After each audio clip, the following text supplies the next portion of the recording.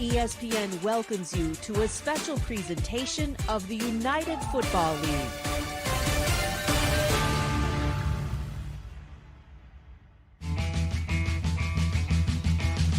Spring, a symbol of renewed dreams and fresh hopes. And so is this. This is a Big Ten moment. A league that means opportunity. All day, 50 minutes of flying around. Baby, let's go! You gonna throw it the flat or the drag? Slam. Can't stop addicted to the shindig. Give every single one of us a second chance to do the thing we all love to do. It keeps the dream alive. To make it back to the NFL, it's not something I already give up yet. When the stakes are their futures, the competition is fierce. Ready? Go kick somebody's ass! The world I love, the trains I hop to be part of the wave. Can't stop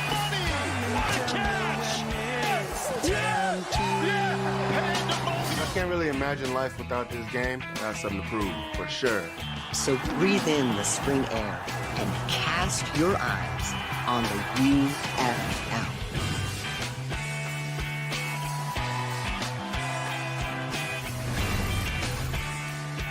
Today's presentation of the UFL is presented by New Era, the official cap of UFL sidelines. The cherry blossoms, folks, in full bloom. It's an annual spring spectacle here in Washington, D.C. But today, a spectacle of a different kind. The dynastic, dominant, indomitable defending champs taking on the D.C. Defenders. Opening weekend beginning in earnest, folks. Let's take a little inventory in the XFL conference. We have Arlington, San Antonio, St. Louis, and D.C. Meanwhile, in the USL conference, we have Houston, Memphis, Michigan, Birmingham, who are the defending champions. Let's look back at some of the most indelible moments from a year ago and listen in. All day, 60 minutes of hell, 60 minutes of flying around. Everything's mic'd up. I'm running to you right now. Yeah! He checked to a man check, so he should be probably throwing inside fade here today. Yep, there's a man check right there on the inside fade, and there's a good ball. That's why 12 is 12. So. What a catch! Yeah, come on! Goes to the air on the first play and connects with David Davis. Bye-bye. I don't think I've ever thrown a touchdown first play of the game. Finally hit that. Yeah. Best UFL fans in the entire league right here telling me to rip my shirt off right now. Joker. The guys named that one for me. I didn't name it. They named it Widowmaker. Yes! We win! UFL opening weekend beginning in earnest. Let's take a look at some of the news and notes from around the league. They've already played 3 games. The Battlehawks, Renegades, and Panthers all winning in a game you saw just a few moments ago on ESPN. The question begs, who will be standing for that final moment of enshrinement and enthronement when the season ends? As we welcome you into the booth, Mark Jones here at Auto Stadium alongside Roddy Jones, Cole Kublick, and Harry Douglas joining us. We'll hear from them in just a moment. We're glad you decided to tap in, Roddy. The great thing about UFL is that we take you inside the huddle, on the sidelines, onto the player tablets, into the helmets. You see and hear everything. What are you looking forward to? Well, the access, it's a different experience from how you normally watch a football game. And then the second chances, guys looking for their opportunity to get to the next level, to get to the NFL, guys having the opportunity to play professional football for one last time if they're on their way out in their careers. But ultimately, the competition and the talent level has really improved, and that's one of the themes that the coaches were talking about to us this week. And speaking of themes, a recent coaching move as Shannon Harris takes over as the head coach for the D.C. Defenders after Reggie Barlow left for Tennessee State. Harry Douglas is standing by with him right now. Yeah, Coach, you are in a new role, interim head coach, a leader of men. What excites you the most about being in that role? Yeah, you said it best, man. Being a leader, man, get out here and galvanize this group. Get us out here and let us have fun and play around, man. We've been excited for this moment since day one of camp, and we can't wait to get this thing kicked off. Now, it's a beautiful day out here, about 70-something degrees. It's sunny. What was your message to your team before you came out of the locker room? Hey, just come out here and have no regrets. You know, play hard, play fast, play physical, and dominate every play. And the play don't care who make it. So we just ready to come out here, this exciting fan group that we have, man, here in D.C. We can't wait to fill the beer snake up. And I put the last cup on the beer snake at the end of the game. Thanks, Coach. Have a good one. Yes, sir. Thanks. Back to you, Mark. Hey, Coach is going to have a little competition putting that last cup on, folks. Believe that. Jordan Ta'umu is back. He threw 15 touchdowns a season ago, Roddy. He can really spin it. He can. He can hurt you with his legs, but really with his arm through the air is where he does most of his damage.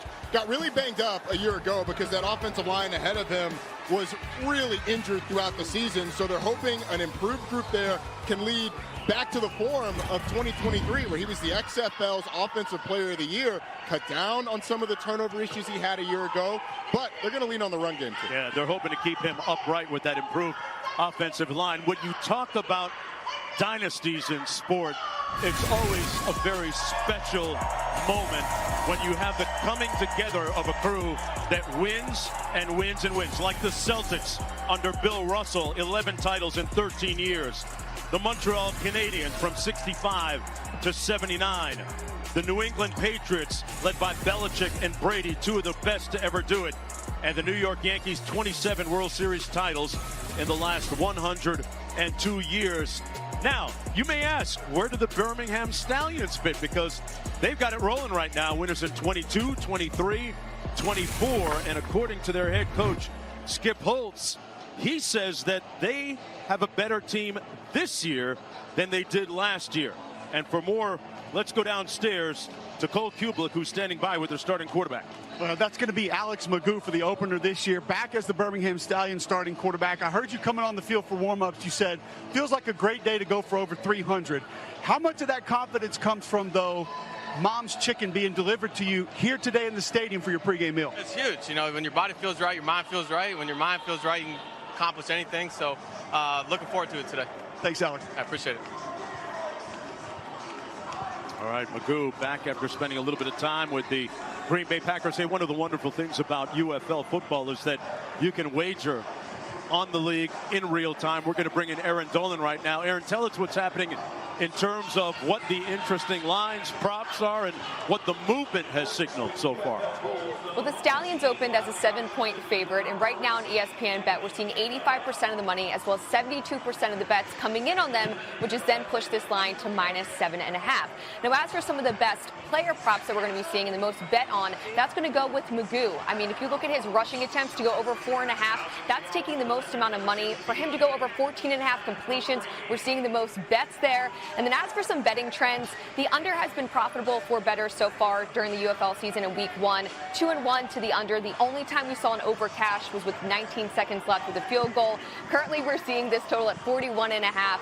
And the money, no surprise, is on the over. Hey, what about that? Seems to be a popular one. Well, we are fictionally putting some down ourselves. I got the Ta'umu over on passing yards. Roddy's got Magoo. Cole has Magoo with his rushing yards. He's a very dynamic athlete. Douglas, Harry has the over.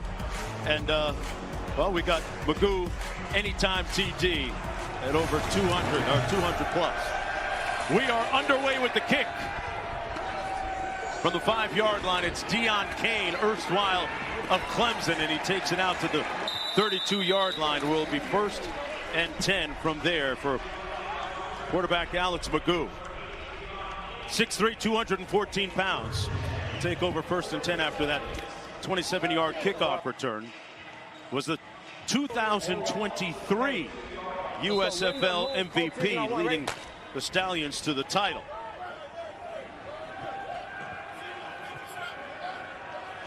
There you go. Hey. Yeah. Omaha. Ready, set. Person in the backfield takes the handoff. And Person keeps those legs moving out to the 25-yard line. Momo Sanogo and Malik Fisher making the tackle on the play for the DC defenders. Let's listen up for the call. Let's go Lou, Hack, Apollo Odd. Here we go. Hey, Lou Hack, Apollo Auto. Ready?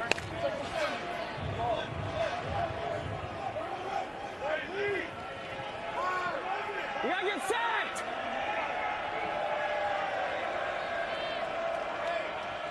Davis in motion. Yeah. Ready, set. Little pressure coming off the edge and almost intercepted at the 37-yard line. Wow. Bryce Thompson had a beat on that, Roddy. Alex Magoo is pretty fortunate this isn't going for 6 the other way. Bryce Thompson, the underneath defender, just sinks in the passing lane. There was a blitz from the field that was picked up well, but the rotation of the secondary towards the field meant an underneath defender under the route. On third down, pass complete. Out to the 42-yard line to Deion Kane. And that's going to set up a 4th and short. For There the we go. Stallions. Let's go. Kodak. How long do I got? Going for it. Will they snap it?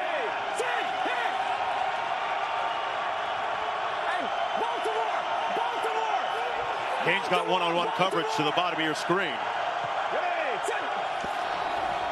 They're going to keep it on the ground.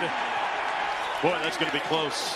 That's going to be extremely close. Joe Wallace was right there alongside Deontay Anderson to make the hit on Person Jr. Take another look at this. It was a really nice job on the right side of that defensive line by Joe Wallace, shedding the block and getting in there. Recovered by the defense. First down. They called a fumble on the field, and the ball was recovered by the defense. It'll be 1st and 10 for the DC defenders.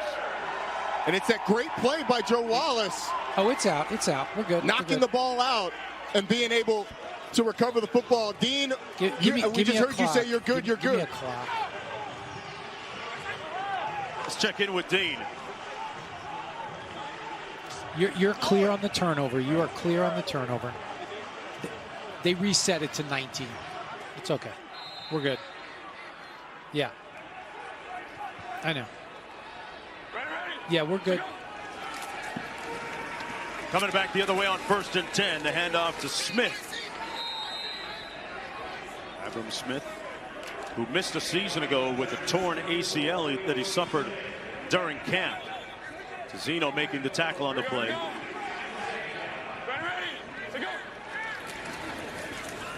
Taumu slings it complete. And a good tackle out on the edge at the 37-yard line by Gilmore. He brought down Ty Scott. 3rd down coming up. There's that screen game, Roddy, that Coach Kai said he wanted to try to work on in the offseason for the defenders' offense. You're exactly right, Cole. It was something that he went back and studied. A little quick bubble screen to the receiver, gets him in a 3rd and manageable. Taumu complete on the slant. And a 1st down for the defenders down to the 21. Ty Scott with the grab. Pick up a 14. It's a really nice job of Ty Scott going up, bringing that in. A good read by Jordan Taumu. Just a 2-man route concept, and he delivers. Easy. Come here, Ben. Hey, lady. Hey. This is that tempo that Coach Kai's talked about to limit the pass rush. They're going to hand it off and keep it on the ground, Harry. That time, Smith picks up a couple of yards. Of course, they revamped that offensive line. Hey, twins right open. Lasso. Twins right open. Lasso.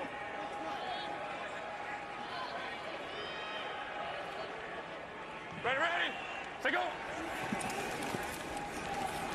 On 2nd and 7, Taumu into the end zone and incomplete. Knocked away from Ty Scott. Well defended by Stephen Gilmore. So it sets up a 3rd down and 7 here. No, Nick, spread right. Yellow, chip, rocket. Yellow, chip, rocket. Double. Yeah. On the double. Spread right. Yellow, chip, rocket. On the double. Ready.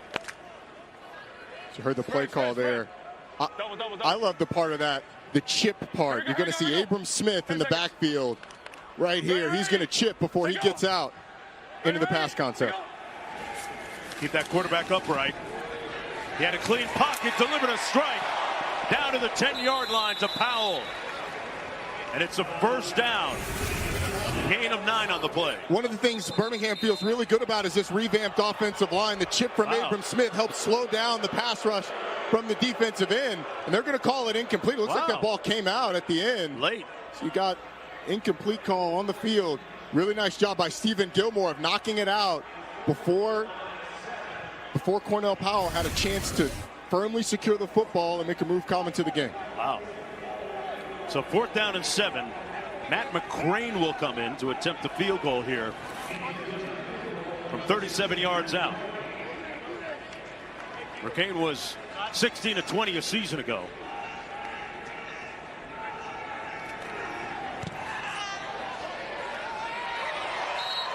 And he knocks it through. DC on the board first.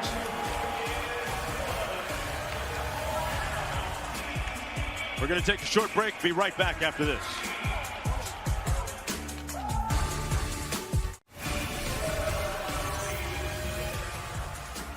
Well, the UFL presented by New Era is brought to you by USAA, proudly serving the military community and their families. Back here at Audi Field, as we look at some of the championships over the years won by the Birmingham Stallions, Coach Skip Holtz is quick to remind everybody willing to listen, saying, quote, this team hasn't won anything yet. Roddy, that's a hard sell, man. It is, but when nearly half the roster is new, yeah, he's not entirely wrong. On the return, it's Deion Kane, who was all-league a season ago on returns, and this is why. Neon Deion out near midfield. And a great return and good starting field position on this drive for the Stallions. Folks, today's Impact Players are presented by New Era. Look at some of the quasars and constellation of stars on the field here today. When you look at the Birmingham offensively, the tight end Jay Sternberger, one of the best tight ends in the league, all UFL a year ago, and Ricky Person at running back. Those two guys have to have big games. Defensively, it's going to be Anthony Hines III, the middle linebacker, who's had the best camp of anybody, according to the coaches. Then Monte Nicholson, who got some really high praise from Greg Williams earlier this week. Ready, set. Magoo, backside heat, got it out in time, complete to Petway. And Petway picks up some nice yardage. They like Petway's enough for the first. Yeah, they like Petway's athleticism, Mark. A guy who kind of grew into that tight end position, was a big physical wide receiver at Iowa State, and now can kind of do it all. You put him with Jay Sternberger, who's sort of your route runner, know the offense guy. Jordan Thomas is basically an offensive tackle, power forward, playing tight end. It's a nice group that Coach Holtz has his hands on here. Yeah, Cole, and they've added a guy like Jalen Camp, who's 6'2", 200, almost 30 pounds as well. A lot of size out there out wide. Flag down on the far side of the field. Magoo hands it off inside to Marable. It's going to go for about 3 yards. Number 46 lined up in the neutral zone. Number 46 offside. He wants it, yeah. Sorry, 48.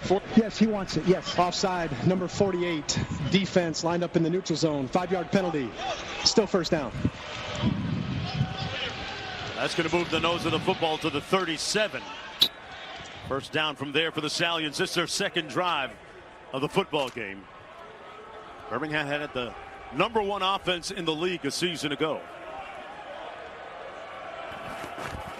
One safety deep for DC. It looks like they're going to sell out to stop the run. Man-to-man coverage across the board. Magoo, a pretty dynamic runner, couldn't get those shoulders square, and is brought down by Mintz for a gain of about 1.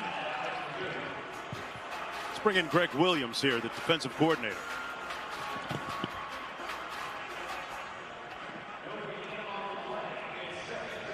Talk about somebody that likes to heat them up, right? Yeah. the one thing that you don't need a PhD in football to know about Greg Williams, he's going to blitz. Seems like right now a lot of bodies around the line of scrimmage. Just that one safety back deep. Everybody else within 4 yards of the ball or the line of scrimmage. They're going to run it on second down. Down to about the 35-yard line. Marable again brought down by Sanogo. Now, I'll be honest with you guys. If you're Birmingham, you want to take advantage of DC's defense, if they're going to line up man press across the board, you want to try to get it out on the perimeter to these wide receivers and these athletic tight ends and let them utilize their athleticism. A lot of times coaches will tell you something, and they talked a lot about the improvement of this DC secondary, but now, Harry, you're right. Like, they are showing us that they believe in the improvement as everybody pressed up around the line of scrimmage for DC. On 3rd and 3, pressure, heat, incomplete, and they get the stop. Greg Williams dialing up some smoke for DC. Hines with the pressure on the play, and it's 4th down. And it was Anthony Hines, as you said, with the blitz. Right there in the middle, you get the stunt inside by the defensive tackle. Guard moves down to try and solidify and pass that off. Anthony Hines comes right off his butt and has a free run at the quarterback. So in comes Harrison Mevis, attempting a field goal from 53 yards out. He has a 61-yarder to his credit. Enough leg, and he drills it. Wow, with distance to spare. Ties the game at 3 apiece.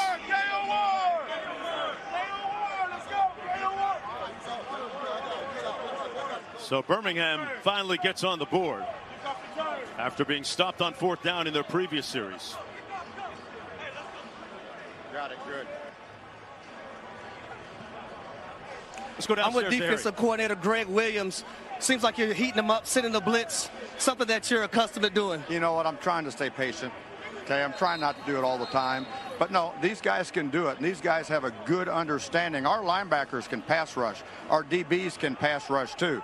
But, you know, we're mixing things up, and we're playing to our players' ability, not what I like to call. And they've done a good job so far. Sounds good, Coach. You betcha. Gotta love Greg Williams telling us how he makes his players in that defensive meeting room tell jokes. At the end of some meetings, he picks a guy out each time, and that time the joke was on the Stallions offense, Roddy. You can almost hear the consternation voice. I'm trying to stay patient.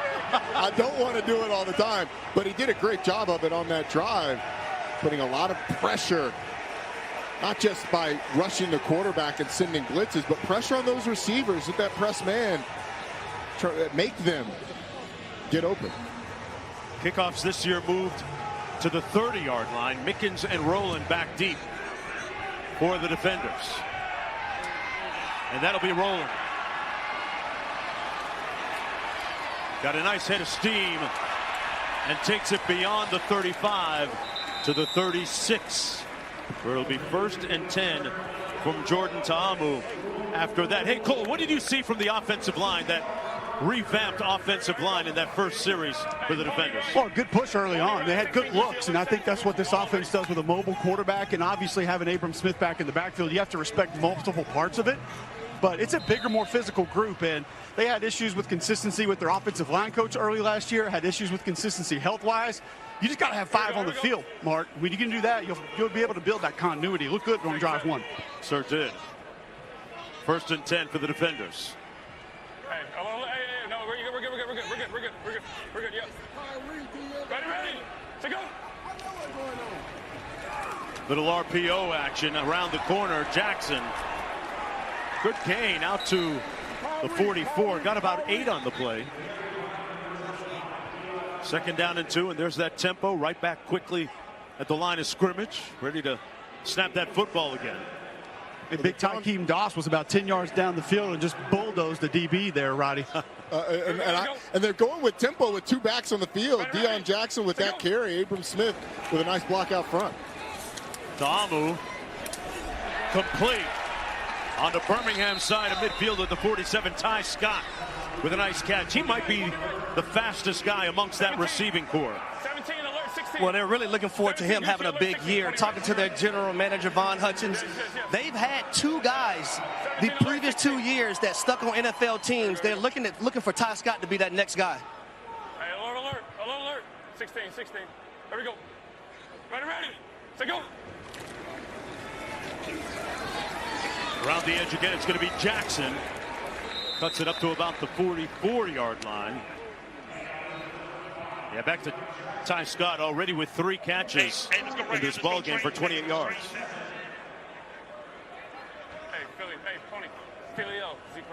Hear the play call there.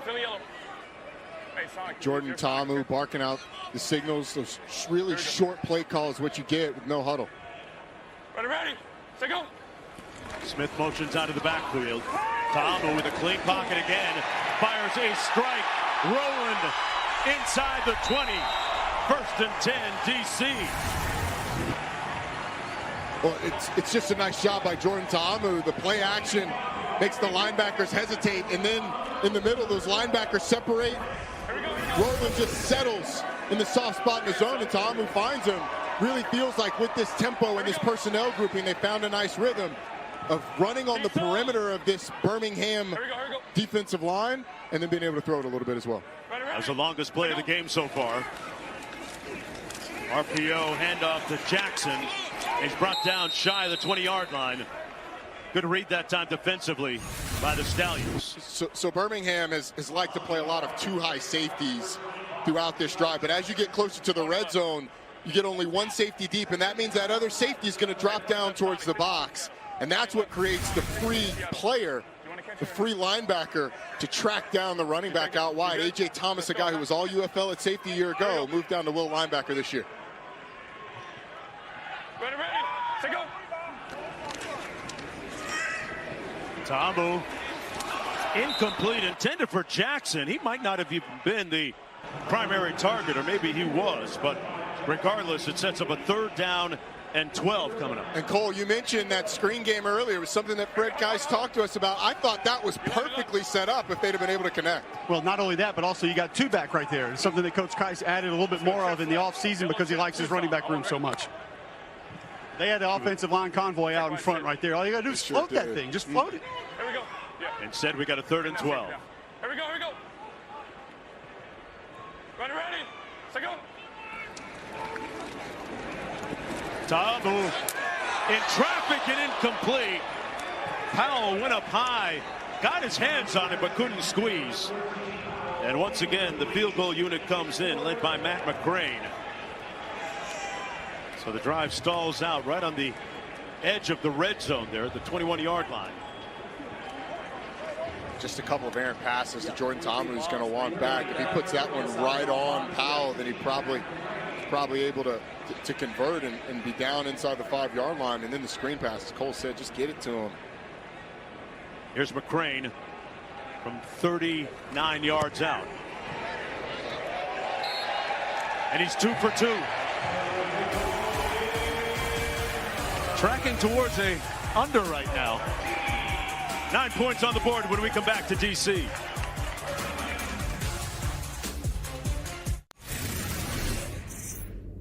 Thank you again. Hey, careful with the win now. Careful with the win part. Careful. I was good with everything but the win part now. Careful. Play don't care who make it. The play don't care who make it. Let's go down here and have fun, man, and get it started off right. Crash out on 3. 1, 2, 3. Crash out.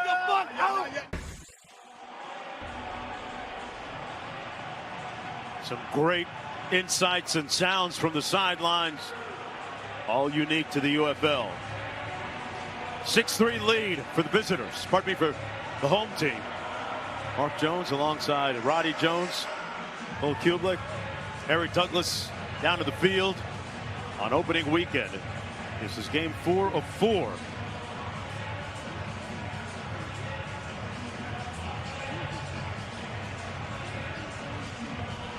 Kickoffs once again move back to the 30 this year, and touchbacks this year will come out to the 35-yard line. There's a look at the landing zone for the kickoffs.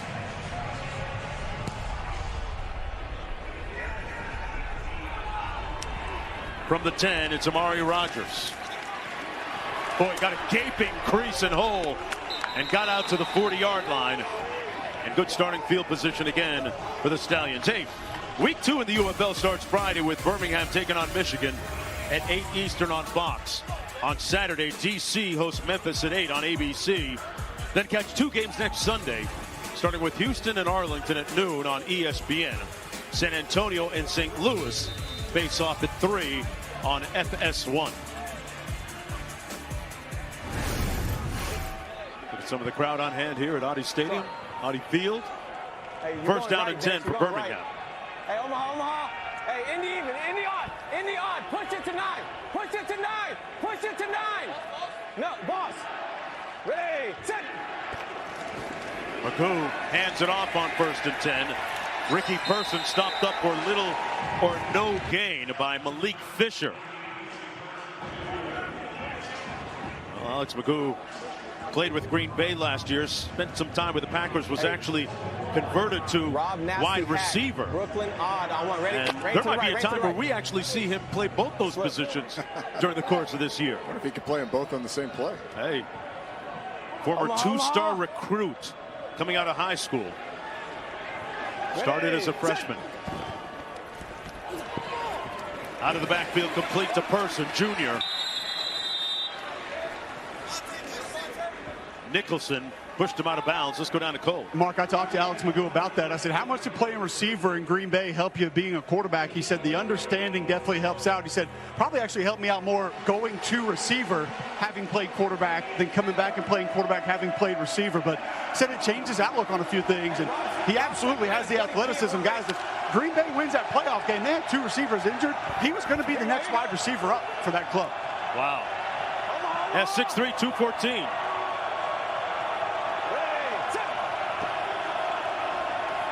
Third and 6, and this is where he can burn you with his legs. He slides in safely at the 42-yard line to move the chains, but hold on, there's a flag.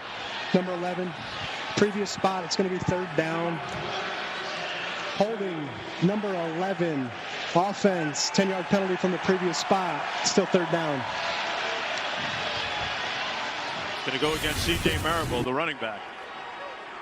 Marable's there on the right side of the screen. Just has that blitzing safety and does get him hooked. Wow, unnecessary. Anderson. Yeah, look, I defend my running back brethren. I knew you would. It wasn't that much. Alex Magoo was already passed.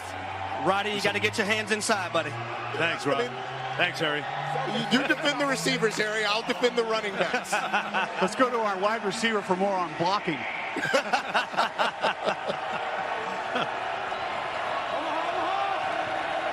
They move it back to the 33. 3rd and 16. Magoo got his mom's chicken prior to the game, and he's eating on that pass completion. Down to the 43. Davis with the catch and run. And enough for the 1st down, a 22-yard gain. He's got all day to throw the football. Just sits in the pocket, evaluates. Then a little bit of an off-platform throws. He starts to drift towards his right, throws back over the middle. Really nice delivery to Davion Davis. And a big conversion for Alex Magoo. Down to the 44. Ready, set. Magoo down the sideline. Flag thrown, incomplete. Sternberger, the intended receiver. Okay, let's fix that being spot. defended by Keandre Thomas. Yeah, 21. So that's a full 15. Full 15. Yeah, number 21 defense. Yes. Pass interference. Number 21 defense. 15-yard penalty. Automatic 1st down. Yeah, it was actually number 24, Keandre Thomas. Never turns around to play the football. Runs right into Jay Sternberger, who's trying to catch his back shoulder. Rio. It ends up being a big Seattle conversion. Seattle odd 1.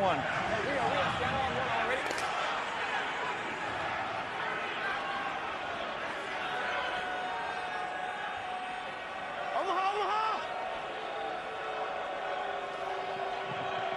Ready, set. On the run. Big hit. Got to keep your head about you. And somebody did on a nice tackle. It looked like it was Deontay Anderson. Lost his hat, hitting Person. He got all of Ricky Person's 225 pounds coming downhill. That was person to person, face to face. That's why they tell you buckle up your chin strap when you come down and try and tackle these running backs. 1st and 10. They go empty. 5 receivers for Magoo. Completes it. Down to the 12-yard line. It was Davis. And this offense has a lot of rhythm. Cole, what do you make of the Birmingham offensive line so far? Well, it was an excellent job by Cole Snyder, the center, on that Ricky Person run where he dislodged the helmet of a DC defender. but it's just that rhythm that Coach talked about. One guy not doing their job. Pick up the ball, throw it to first base, keep it simple. Magoo is 5 of 7 for 49 yards and threatening right now in the green zone. Green is money, folks, not red. Back after this. Hey, if we're trying to go fast, we gotta hold the subs. We gotta hold the subs if we're going fast. I know. Yeah, that's what we just talked. because they keep.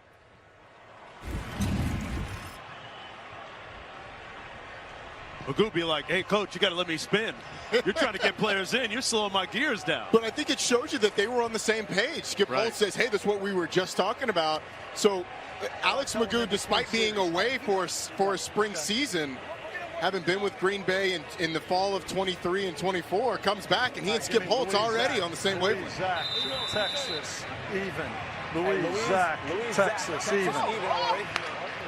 No. Start of the second quarter. 2nd and 4. Omaha.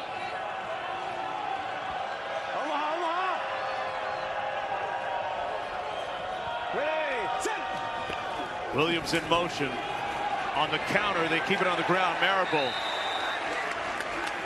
brought down by Keandre Thomas. For those key defenders in the secondary. Sets up a 3rd down and short coming up. Well, not so sharp. Let's go to Cole. Ricky Person, you dislodged the defender's helmet a minute ago. Where does the anger come from that you run with? I mean, I'm just playing the game with passion. It just comes to playing with passion behind my pads, man. Not allowing the first guy to take me down on contact. That's what I take pride in. Thank you. Yep.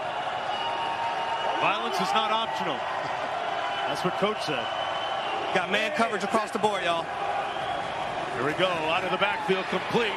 Marable with the first down and then some. Touchdowns, Stallions.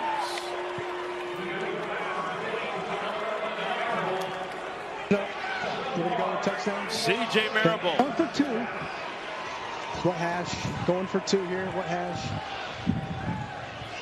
So they're going to go for 2, it seems, from the 5-yard line. Touchdown is clear. Touchdown is clear. Clear touchdown. Going for 2 from the 5. Here we go. Goal line mechanics. Touchdown was confirmed.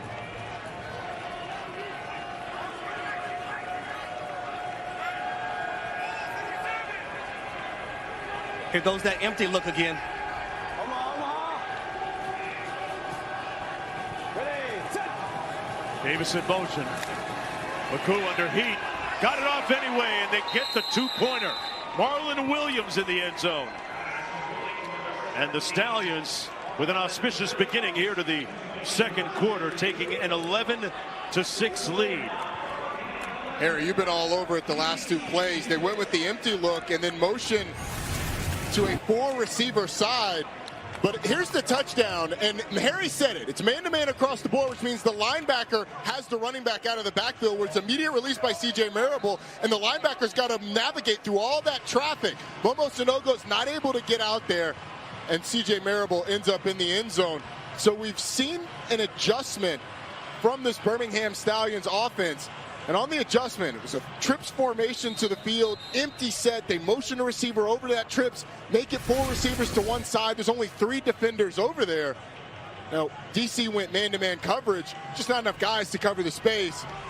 And this Birmingham offense has found a little bit of rhythm. And Roddy, on that touchdown play, just a great job by the outside receivers getting that pick for the running back out of the backfield. You see the time Richie called? They rolled Hold on, the did you 9 say down pick? to it, so I had Did to you push say it. pick, I Harry? checked Indy, and I You pushed know it. I did. And I told them, Okay. boss, That's a 4-letter word, but yeah. Yeah, no, I saw it. We'll come back to it. We'll come back to it. Hey, coach, I don't think they can go. I don't think they can go like fast, like up tempo shit. Call it. I'll keep plays coming. You know what I mean? Even if it's not tempos. Yeah, because then I can see what coverage they're in and shit, and I know I can. Mickens from the 15 takes it all the way out to the 35-yard line. Let's go to Aaron. And Aaron, what do you have for us on the lines? Well, C.J. Marable was plus 105 in order to score, and then he was a huge long shot of plus 575 to end up scoring the first touchdown. So that was great for them. That cashed for bettors. And then as for some of the live lines, we've seen the Stallions get as low as minus 3.5, waiting for the live line to come back up for that. And then as for that total, we saw a dip to 40.5, and it's all the way up to 48.5 after that touchdown.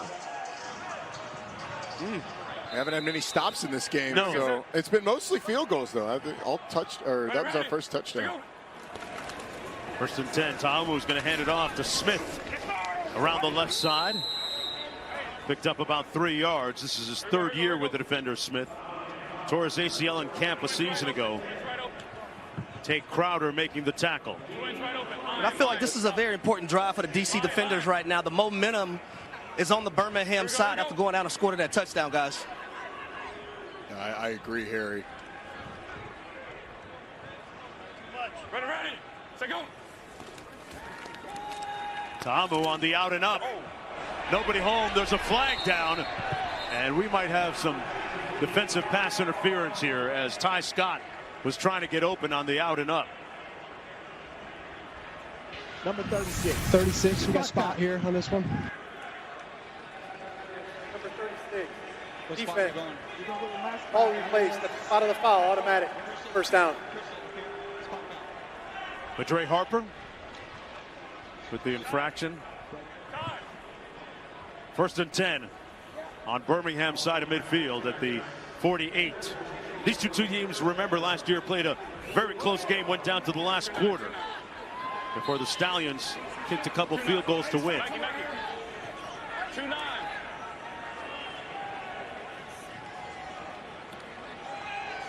Alert. Hey, 2-8. Ready. To go. On the handoff, this is going to be Smith.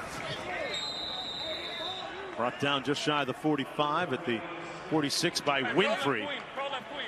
This is the awesome part of the access that you get. Jordan Ta'amu at the line of scrimmage flips the run from the left side to the right side. An extra safety down on the box was to the field, so they flip it and run towards the boundary. Not a big gain there, but it kind of shows you the mind of a quarterback at the line of scrimmage. Ready. To go. Little play fake. Under heat, got it off short, though. And a little bit wide, so it sets up 3rd down and 8. Intended for Briley Moore McKinney. Part of that talented trio of tight ends. Yeah, but on the left side, Ronnie Perkins is the one who just drives the offensive lineman back in the backfield and makes Jordan Ta'amu throw that, sort of fading back away from the throw. Not able to get enough mustard on it to falling short. It's Connor Britton, their 3rd tackle. Keep in mind, Mason Brooks out with the flu, would have been the starting right tackle. Ready. To go. Ready. To go. Ta'amu gets rid of it out of bounds, threw it away, had to, under duress, and the Stallions defense gets off the field. Good pressure up front by Carlos Davis and Ronnie Perkins. Carlos Davis, one of the leaders on that defensive front. I'll tell you, Mark, sacks. Yeah. I think he had the tight end on the left side of the formation. I don't know what got him off of it, but Briley Moore McKinney ran a heck of a route and was wide open for the first down. Well, Harry, it looked to me like his eyes came down. Something flashed in front of him that sort of spooked Jordan Ta'amu. There was actually pretty good integrity in the pocket. I thought he could have stayed there, hung in a little bit longer. That offensive line did a pretty nice job until the scramble. Paxton Brooks kicking from his own 40. Nose of the football down. End over end punt comes down inside the 5 and caroms into the end zone. Hey, what's up with the beer snake? I haven't heard or seen any beer snake action yet. I'm gonna go check that out. Back after this break.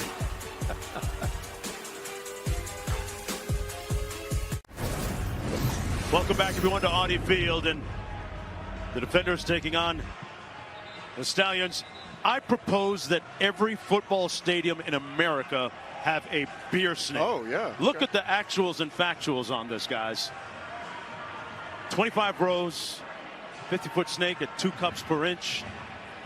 And our wonderful research department, Richard tells me that the record is 1,240 cups. Wow. I want to know who counted that. And folks, we're going to have a all-natural sound drive for you here. 1st and 10 for the Stallions. Ready, set.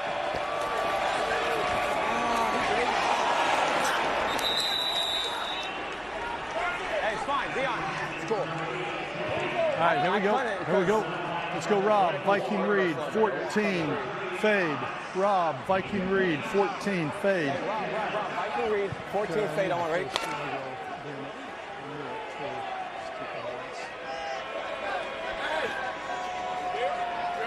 Here we go. Omaha. Ready, set.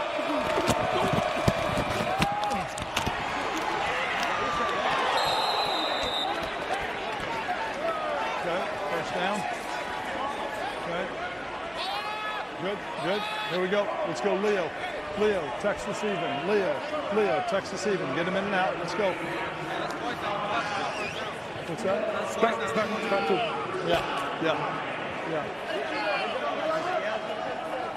Leo, Texas even. Here's bubble. Bubble. Ready, set.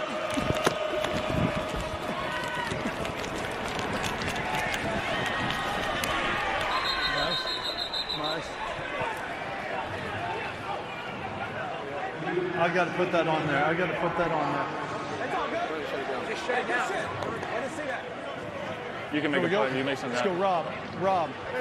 Viking Reed, 14 safe. Rob, Viking Reed, 14 safe. Viking Reed, 14 safe. Already. All right, a little more aggressive this series, right? Bird! Here you go, Omaha. 14 safe here. Ready, set.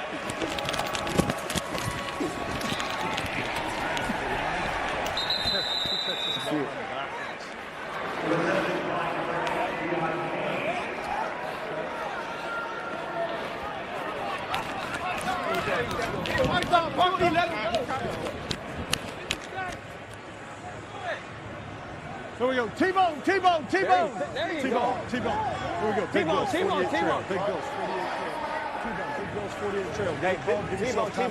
Big Bills, 48 trail. I want ready. Gotcha.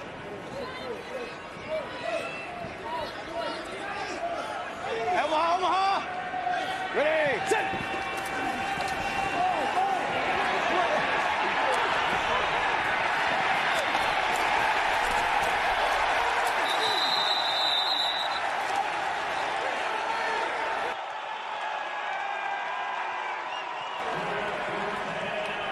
Alex Magoo taking various hits.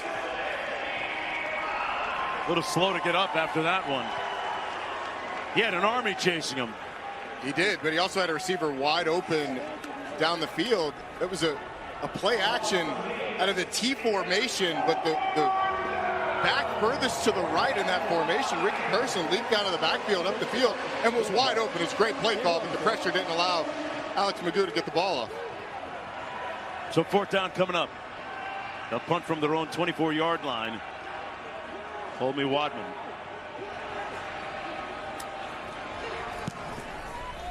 Wow, he booms one. All the way into the end zone. They got a flag down on the field, so hold on. 15 Wadman, flag on the play. Tack it on, timeout. Number 87. Yes, Rod, 87. Rod, 80, yes, sir. 87. Yeah. Eagle formation. Number 87.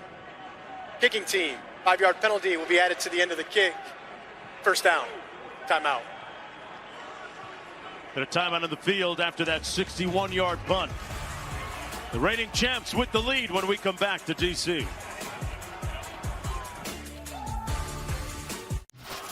That DC Defenders defense doing a nice job on that previous series, getting the sack on Magoo, the first one of the ball game. And let's go down to Harry. I'm here with linebacker Anthony Hines at third. Great job on 3rd and short. What did you see out there? Man, we saw the fast flow out to the outside. You know, we coach, force, cap force. So it was just me going back to my coach and my brothers coming and rallying, and I was glad I was able to make the play. Your defense right now is doing a pretty good job holding this team that basically was prolific last year in the UFL. How do you like how you guys are playing as a unit? Hey, man, it's all about consistency. You know, we're always on to the next play. So, hey, we're just looking to keep this thing going and, you know, continue to stop them. All right, thank you. For sure. Thank you. All right now it's up to Jordan Ta'amu and the offense. They spoke to Ta'amu last year during his exit meeting about being a more vocal leader.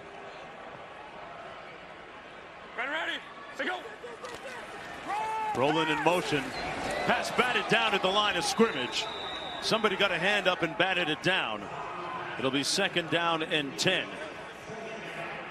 It was a really well-designed play. That fast motion across the formation rocked the safety. So the safety that was over the slot went back to the middle of the field. Safety in the middle of the field rolls to the side of the motion. It opened up the slant behind it. So well done job by this defensive line knocking the ball down. Ta'amu has missed on his last 5 passes. They're going to hand it off this time to Jackson. Between the tackles, tough sledding there. He's down to the 33. Tate Crowder came in to finish him off. And it'll be 3rd down coming up. Under 7.5 minutes to go in the first half. Hey, wait. Spread right. 51 Hyatt. Spread right. 51 Hyatt. 51 Hyatt. Hyatt. Spread. It's coming to you. 10-10. Get up there. Ready. Say go. Over the middle, complete and caught. Enough for the first down to the 45. Powell.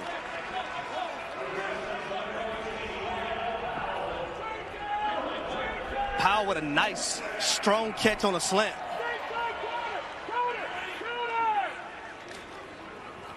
Playing the tempo game up to the line of scrimmage quickly. Snap it, hand it off to Jackson. Rinse and repeat down to the 49. The big reason why that strong catch that Harry talked about was so important is it allows DC to really get into some tempo. The tempo is only effective if you're able to get first downs, and that first down is so important. Trying to wear down that Birmingham defense at least a little bit. They keep it on the ground this time. It's pretty warm down there on the field. Cole, I see you in that bucket hat, bro. It's hot. And I will say, the sun goes behind the clouds a little bit every now and then, and it's nice. But when it stays out, there's a little humidity here in the air. It's I didn't even know they had pollen in D.C., but apparently they do. It's a real thing. Oh, yeah. Hit that Flonase, partner. Oh, they definitely have pollen because I can't stop wiping my eyes. 1st and 10. Ready, to go. Got some movement up front. 58 with contact. You got NZI. Yeah. Neutral zone infraction. Neutral zone encroachment. Number 58. That's going against defense. 98. 5-yard penalty. Still first down. And that moves the ball to the 38-yard line. 3rd penalty against the Stallions for 29 yards. And what you hear in the background right now is these fans saying, "Feed the snake." The beer snake, that is. Never mind, Abram Smith. Inside the 35. Yeah, we took a look at that beer snake a little bit earlier and some of the facts on it. It continues to surge. I just want to know how it's going to get to the top there. Shannon Harris, the interim coach, is going to have to climb to put the last cup on there if they win. As he told Harry pregame. Yeah, he said he wanted to be a part of it. It's got to be a celebration, you would think. Abram Smith again with the run. Some more facts about the snake. Boy, 75 pounds when it gets to 50 feet. We got all kinds of flags down in the field. 98 encroachment again, yeah. First down. Number 98. Encroachment, number 98. Defense, 5-yard penalty results. Now, you guys are seeing the effects of what tempo does to you. Yeah. It has you tired, has you undisciplined. As you see 2 penalties on this drive for the Birmingham Stallions defense. Not only do you see the 2 penalties, Harry, but you're also seeing guys like Ronnie Perkins, who looks a little winded on the edge, trying to catch his breath. It is still the first game for these guys. So that football playing shape when you get in a long drive gets tested. Yeah, Perkins, they wanted him to go in for punt cover a couple series ago, and he's like, I need a breather, guys. He tapped the helmet to get somebody else in. It's an 80-degree day. Ta'amu's pass batted down at the line of scrimmage again. That's the second or even third time we've seen that happen. Tate Crowder got a bid on it. Do a nice job picking up the initial blitz. Abram Smith gets it off the edge, but late. Get a free rusher at the quarterback who's able to get his hands up and knock the ball down. Such discipline from this defense, from this this Birmingham defensive front seven. You're not able to get to the quarterback, get your hands up, try and knock the ball down. Remember, all the teams trained down in Texas, where it's known to get a little bit sticky even this time of year. Low snap for Ta'amu, and he's just trying to survive at that point. Brought down to the 32-yard line. Sets up a third down. The offense imploding on that play, Roddy. Yeah, the snap just doesn't get back to Ta'amu.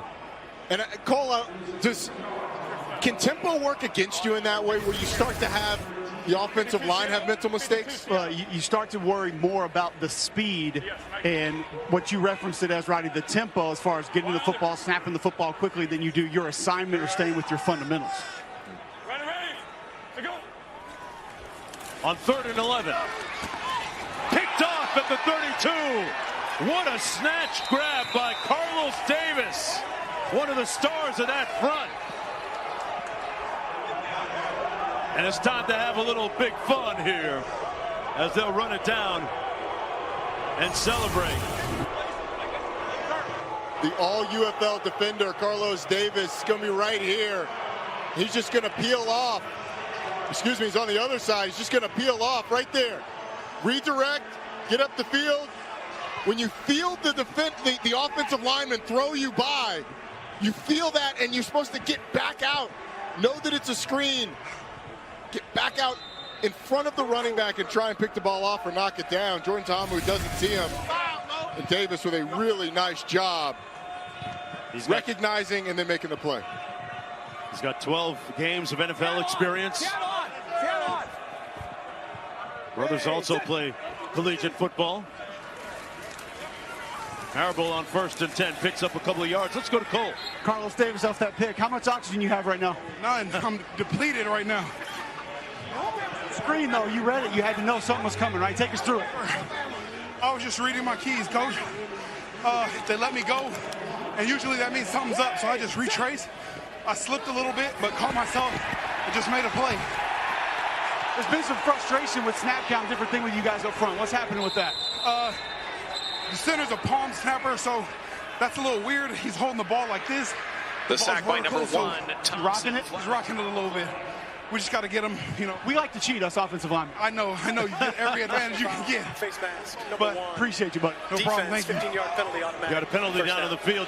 Hey, Cole, I'd love to hear you explain what a palm snapper is. That sounds like it's a little bit different from the conventional norm.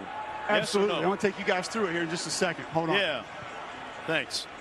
Bryce Thompson, meanwhile, with a face mask when he had McGoo pretty much sacked. Look at this. Bad timing. He had him. Yeah, he did. And it's just unfortunate the way McGoo bends to try and get out of it. The hand gets caught. Ends up costing him 15. Hey, Omaha! 2:37 to go in the first half. The reigning champs with the lead. McGoo steps up, going to take off. Wow, he took a hit. He took a big one earlier too, but bounces back up. Good hit by DeAndre Thomas here. It's a good job of climbing the pocket and getting out. But Alex McGoo, a guy who's got, as you said, he was a receiver at one point in time with the Green Bay Packers. He's got that mentality of, I'm not sliding, I'm taking these hits. It's one that you don't love to see from your quarterback. Yeah. We have hit the 2-minute warning. Birmingham up by 5 when we come back.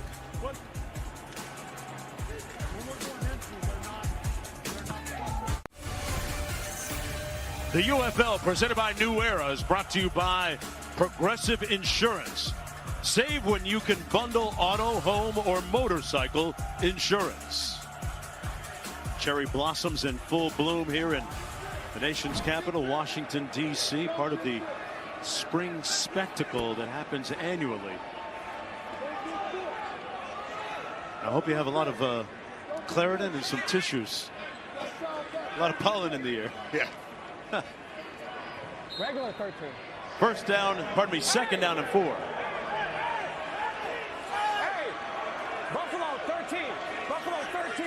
Buffalo 13. Buffalo 13. Omaha. Ready, set. Magoo to pass. Got a matchup and incomplete.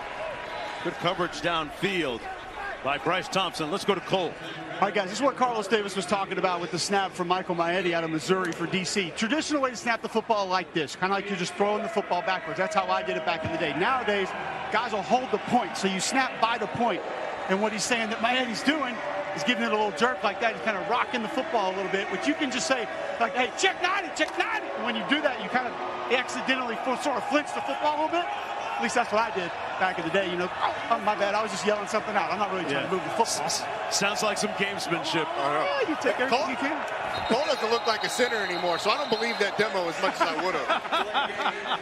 Offense, 5-yard penalty. Oh, we got a flag down. And they're going to move it back. Under 2 minutes to go here in the opening half. Mark Jones, Roddy Jones, Harry Douglas, Cole Kublik.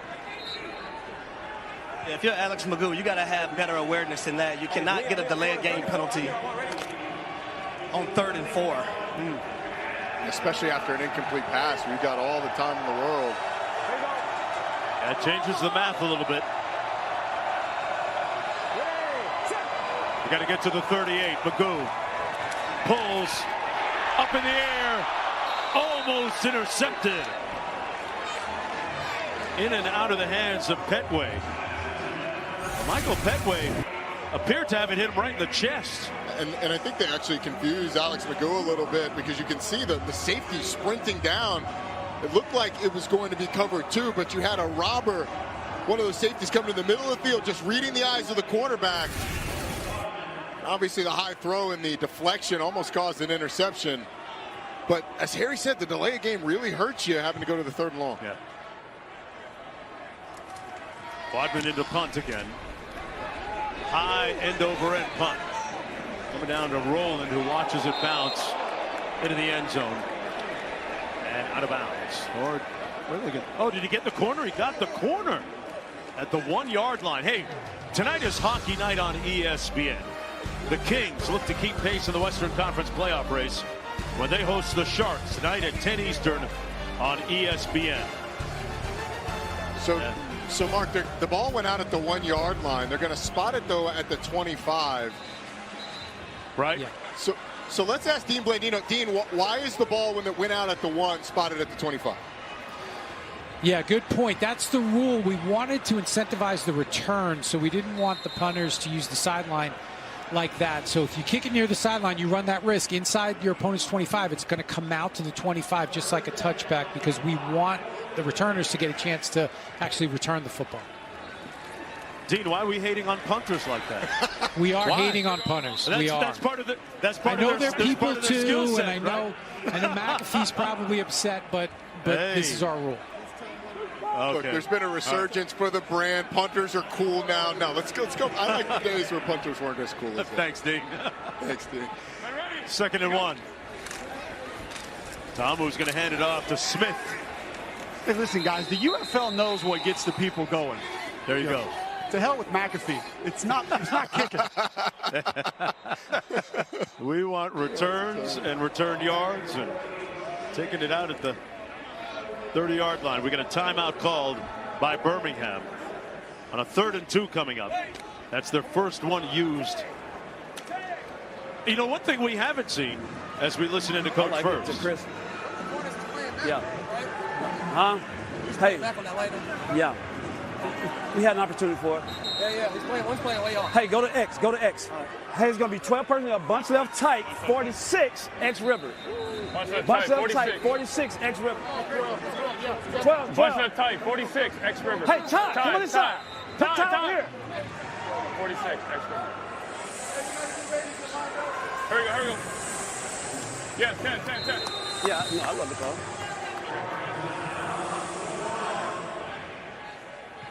They're expecting man-to-man coverage, and you can hear him say to Chris. That refers to Chris Rowland, who's going to be right here to the bottom of your screen. On the around, got a little seam and crease, picked up the first down. I would say that it worked, partner. Good block by Bresnahan, too. They moved the chains out to the 45. 13-yard pickup. Well-timed reverse call. Got it in the hands of their playmaker. Get the first down. Ta'amu gets it out, complete at the 48-yard line. Riley Moore McKinney with the catch. And they're moving with some pace here. So, Roddy, that was that same play early on in the game on third down where Jordan Ta'amu took his eyes off of it and had to throw it away. That's that same route that Riley Moore McKinney just ran that they completed. Good idea, Harry. You're right. And coaches will see that. Hey, we just missed it. Let's come back to it later in the game. We need it. A nice little play. Help this drive. Ta'amu with the pump fake. Taking a shot downfield. Got him in. It's caught at the 11 by Mickens. Come on. Good job, guys. Good job. Come on. Jaden Mickens going to run it out and up, and you can see the corner just with his eyes in the backfield. He's in a decent spot when Mickens turns up the field, but the speed of Mickens pulls away, and a really nice delivery by Jordan Ta'amu, and a great finish, Harry, by a diving receiver down the field. Yeah, we call him stretch, Armstrong, lay out, do whatever you have to do, baby, to make that catch. Also, guys, you got to give a shout out to that offensive line, giving Jordan Ta'amu a lot of time to complete that pass that took some time to get open. And the player that is injured down on the field, that's Perion Winfrey, erstwhile at the University of Oklahoma, former 4th-round pick by Cleveland in 2022. 14-game NFL vet. 1 year with the Jets, 1 game with the Jets, 13 with Cleveland. And Mark, you go back to that to that third down conversion as Winfrey now up and walking off the field. Go back to that third down conversion. Birmingham called that timeout that allowed DC to have the conversation. All right, what do we want? Who do we want it to go to? Which resulted in that reverse that converted. Skip Holtz being aggressive, trying to get the ball back for his team. You know, we don't know if DC would have called a timeout or if they'd have just tried to call a play in and run it. Run some of that clock down just in case they didn't get it, but that timeout really helped DC get their ducks in a row and get the first down. Hold on, ready. Yeah, let's do it. Yeah. Text it up. Hey. Double. Hey, double. Here we go, double. 51, double. Here we go. Yes. And after that completion by Ta'amu, tracking towards the over. Here we go. Double. Ready. Set go. Hey, 71. Ready. Set go. High snap. Into the end zone, into coverage, and incomplete. Moore McKinney had 2 guys around him, and we've got a flag down back at the 24. Roughing the passer, number 31. We'll go down to the 2-yard line, first down and goal. Personal foul, roughing the passer, number 31. Defense. That penalty will be enforced to the 2-yard line, automatic first down.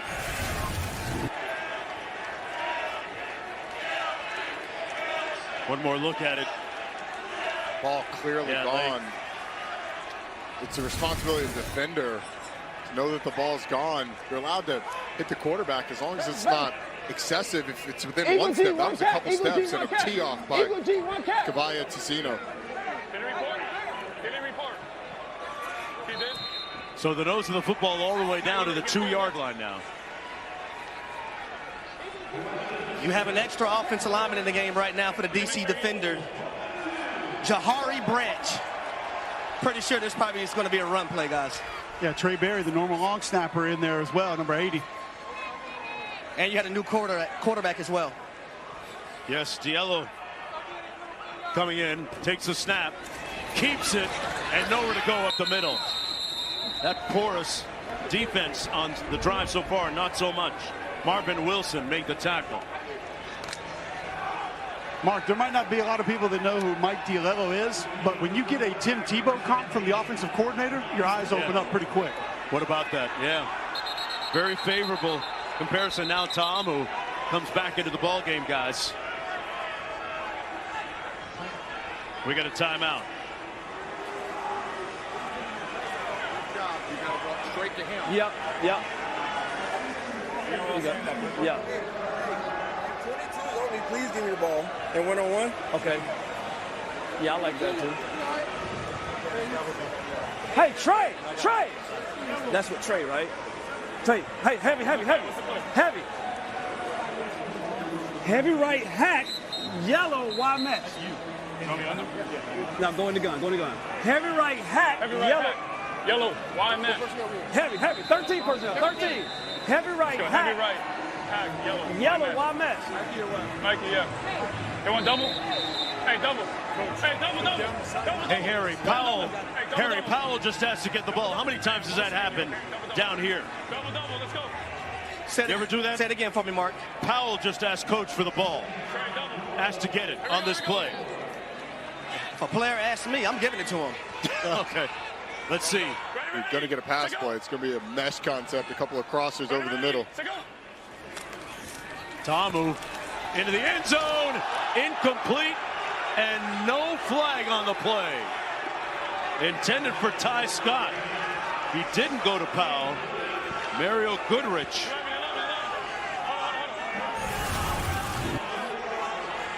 So you're going to get the tight ends crossing over the middle, but Ta'amu goes to the slant by the receiver out wide.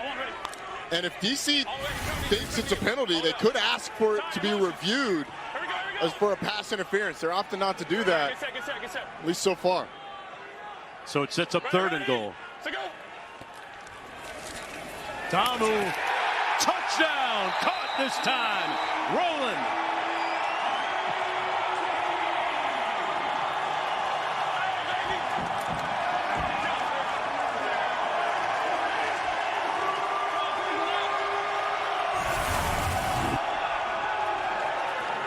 Just pretty simple pitch and catch. Inside leverage from the defender.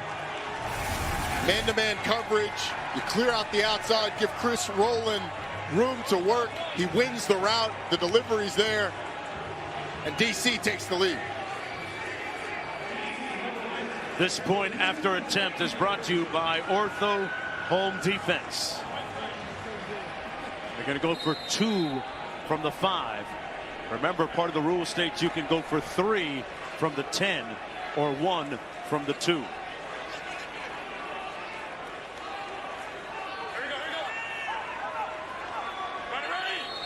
This will be worth 2. But first, they'll talk a little bit more. Got 1 remaining. Hey, what about the job of Shannon Harris? Remember, folks, he just took this team over a week ago. Yeah, twin. Hey. Yeah. Hey. No, I like the call, Coach. I like the call. Twins right queen. Hey. What is it, Xen? Yeah. Twins right queen. Hey, twins right. Hey, those tight. Twins right queen. Yeah. XN. 51 sniper. Okay. So sniper's my side. Yeah, 51. well, you got this. You know what? But I'm backside. Yeah, you backside. You got to spray up. Hey, twins right. XN. Yes, Mike. Yeah, Mike. Ty, scoot in. Twins right, X in, Roddy. See if he goes to the end. But you are right. It's been a heck of a job by Shannon Harris so far, getting this team ready to play after taking over on short notice, after Reggie Barlow left to take the job at Tennessee State. Ready. Let's go. Gets rid of it.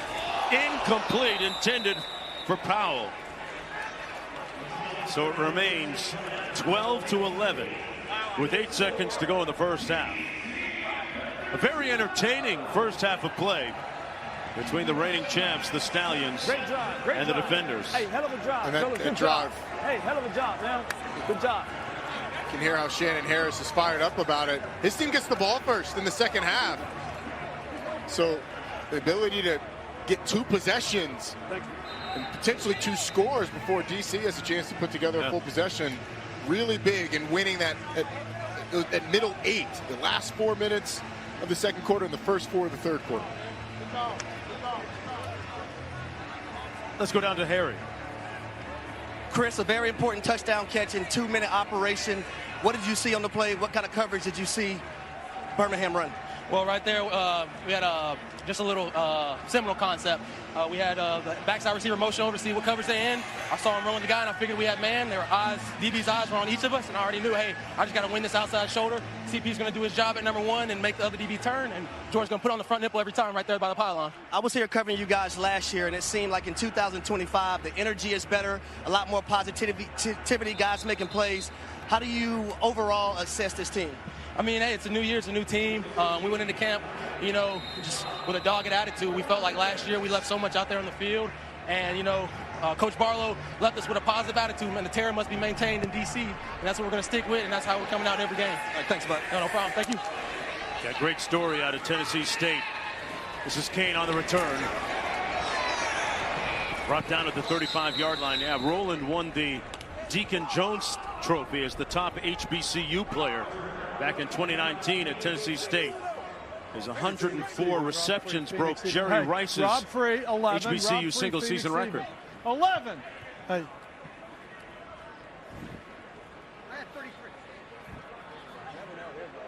Rob Free, Phoenix even.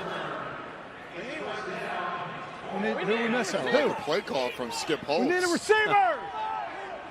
He's going to run the football is my assumption, but with 1 second left. We need a receiver.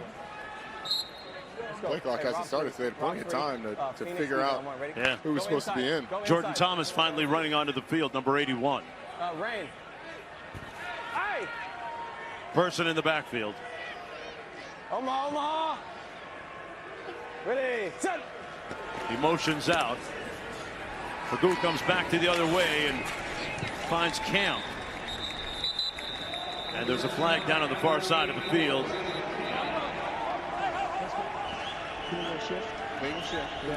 Klein, half over.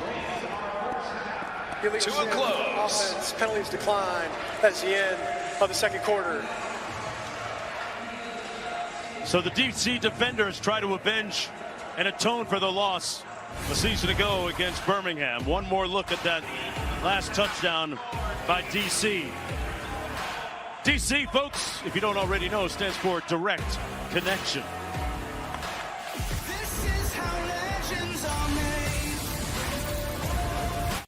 Welcome back, everyone, to Audi Field. We're at halftime, where the home team leads 12-11 against Birmingham, the defending UFL champs. Hello, everybody. I'm Mark Jones alongside Roddy Jones. An intriguing first half and second half to come. And Roddy, a couple of key things jumped off the page. The home team, DC, didn't give up any sacks, and Jordan Ta'amu really kind of prospered as a result. He really did, and he settled in over the course of that half. You mentioned that offensive line, that they were really excited about being retooled and healthy coming into this year. They've done a really nice job against a Birmingham Stallions front. It's supposed to be one of the best in the league, but that last drive, putting them ahead when they get the ball first in the second half, could be huge, going 2 for 1 before Birmingham, has a chance to respond. Yeah, Ta'amu has thrown for 119 yards, fueling the energy around the fans with the legendary beer snake here at Audi Field. Let's take a closer look at that.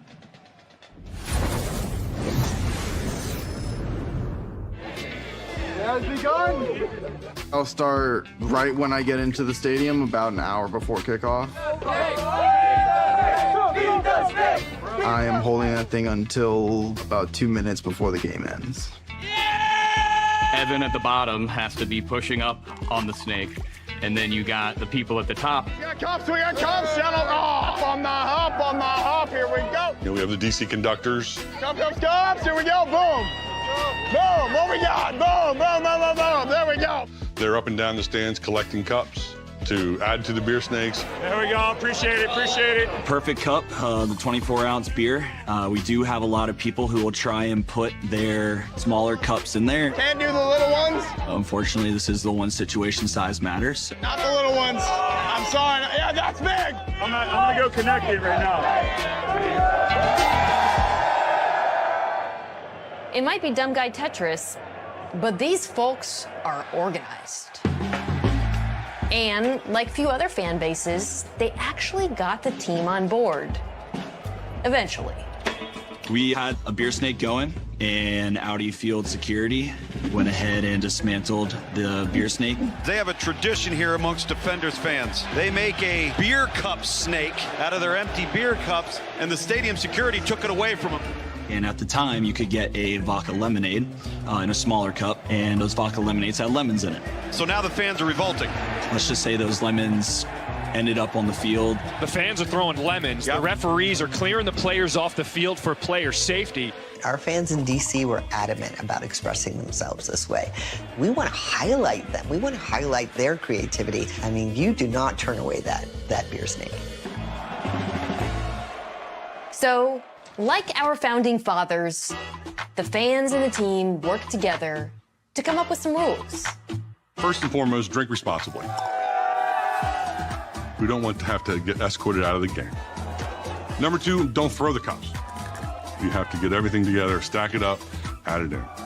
The biggest rule at the end is that it all has to come down into the recycle bins before the end of the game. Say from the bottom to the top. This thing goes 40 rows up and it goes across the top of the stadium. So it's got to be at least 5,000 cups. Price of beer these days, it's got to be $75,000, $100,000 to build this thing. What the f? 100 grand? But you know what? I think everyone wins here.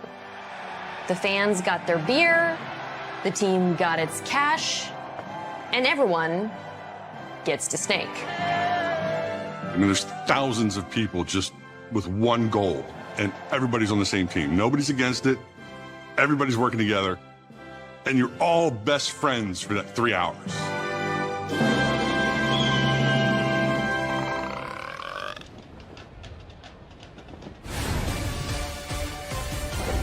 Oh, the beer snake, one of the charming and wonderful things about games here in D.C. More coming up on the other side.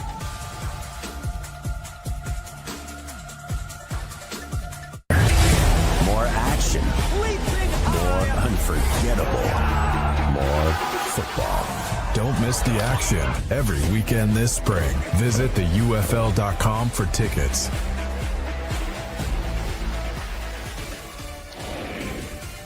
This presentation of the UFL is presented by New Era, the official cap of UFL sidelines here at Audi Field as we get ready for the third quarter play. Mark Jones, Roddy Jones, Harry Douglas down to the field with Cole Kublik. We're going to bring in Aaron Dolan one more time. And Aaron, what do you have for us in terms of the movement out there? Well, even though DC is up by 1 point, the Stallions are still the favorite to win it all. Now, they closed as a 7.5-point favorite, got as high as -9.5-point favorites, currently sitting at -4.5. Now, that is a lot of movement for the spread. And then as for the total, we saw it close at 41.5, got as low as 40.5, as high as 49.5, and back to 45.5. Now, coming into this game, I talked about Alex Magoo, his total passing completions, 14.5. The over being the most bet on player prop right now. He's currently 10 for 15, so that's something to keep an eye on. But of course, you guys can always take advantage of live betting for this game. All right, thanks a lot, Aaron. Right now, we're going to go down to Cole, who is inside the bowels of the Birmingham locker room. What do you have for us, Cole? Birmingham linebacker Tay Crowder, you've deflected, I think, 2, maybe even 3 passes. I know the RPO game was something you guys had to focus on. Why have you been able to knock so many down? Just in practice, who's talked about it. Got to make sure we, lock in on the plays that we went over, and they came out and did exactly what we went over. So, appreciate you. Yep, thank you. And Birmingham had the #1 offense in the league a season ago, and here's our game flow brought to you by Progressive. Magoo getting ready for the start of the second half. And some of the cogent numbers so far on the afternoon and highlights. And it's really been about Jordan Ta'amu settling down. He's done a really nice job of seeing when it's man coverage, seeing when it's zone, being able to deliver the football. This is probably the most beautiful throw of the day. Down the sideline to a diving Jaden Mickens. And then the touchdown to Chris Rowland. Man-to-man coverage. Sees it, delivers it. Jordan Ta'amu has done a really nice job behind that offensive line that's been retooled, but this defense has done a fantastic job as well. Only 104 yards in the first half for the Birmingham Stallions. That DC defender's defense much improved. Yeah, look at today's progressive first half stats. Those are the numbers that really jump off the page at you, especially the 163 yards, 119 of those passing by Ta'amu, who, by the way, has not been sacked once. They didn't say that enough a season ago. That revamped offensive line is really holding up well as we get ready to start the third quarter play. We're going to go downstairs to Harry Douglas, who's inside the defenders' locker room. Yeah, guys, Coach Shannon Harris talked about basically offensively finishing drives with touchdowns and not field goals. And also, he wants to up the tempo a little bit more offensively because he sees that the Birmingham Stallions defense, they are leaning on tapping out. Now, on the defense side of the ball, Coach Greg Williams talked about takeaways. They had opportunities in that first half to intercept the football. They missed 2 of them, but that's what he preached in the locker room. All right, thanks a lot, Harry. Let's go back to Cole for more. I got kicker Harrison Mevis here getting set to kick off. You've never done this before this game. There's not going to be anybody around you from a coverage perspective. How does that change your process? Yeah, no, realistically, you have done it before. It's just physically everyone's down there on the field. It's more so just trying to find that same ball that you're going to hit on a normal kickoff and place it. Thank you. Yep, thank you. All right, you heard the strategy. Great job, guys, in the field. Cole and Harry getting it inside the huddles and inside the helmets and the minds of the players on the field. One of the wonderfully unique features here of the UFL. Defenders will have the football first with the lead. Rowland. And brought down shy of the 25-yard line at about the 23. It'll be 1st and 10 from there. Ta'amu has improved chemistry with his offensive coordinator this year and now involved a little bit more in the game plan. And it certainly seemed to show a little bit, Roddy, at times during that first half. It did, and a lot of it probably shows in things that we can't see, because he's being more vocal about what he doesn't like in game plans. If an offensive coordinator thinks you like everything, he's going to call it based on what he's seeing. And it may not be your favorite play call, but if you can get those out of the game plan going into the game, then you feel comfortable with everything. Second set. Ready. Let's go. In traffic, caught miraculously at the 20-yard line. What a grab by Bresnahan. He caught that laying down on his backside through the hands of Thomas here. Well, it's between 2 defenders. He gets dislodged. And then the concentration and the hands. That's going to be the best 7-yard reception we see in a while. Smith on the handoff. And looks like he's going to be stopped about a yard shy of the first down by Trey Norwood. 3rd down coming up. Lenny. Flex up, Lenny. Drop. Hey, we got. Here we go. Bradley's got to stay. Second set. Ready. Let's go. No play fake. Yes, sir. Pass downfield. No flag, no completion, no first down. It sets up a 4th down. This play is really made by Ronnie Perkins, defensive end on the right side of your screen. Doesn't get sucked in by the play fake, collisions. The tight end, the H-back coming across the formation to throw him off a little bit and then pressuring the quarterback. Nice job by the defensive end, knowing what to expect and playing his rules. Mari Rogers back deep for this punt. That was the first DC 3 and out of the afternoon. Rogers made one man miss, got about a 13-yard punt return.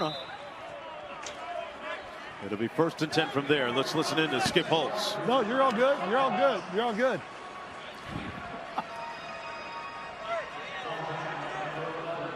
All right, here we go. Here we go. Let's go locker. Here we go. Locker. Colts even. Zombie. Locker. Colts even. Zombie. Let's go locker. Locker. Colts even. Zombie. I want ready. About the multitasking of Skip Holtz. Made that nice catch. While trying to get the play call. 48. Take the bait.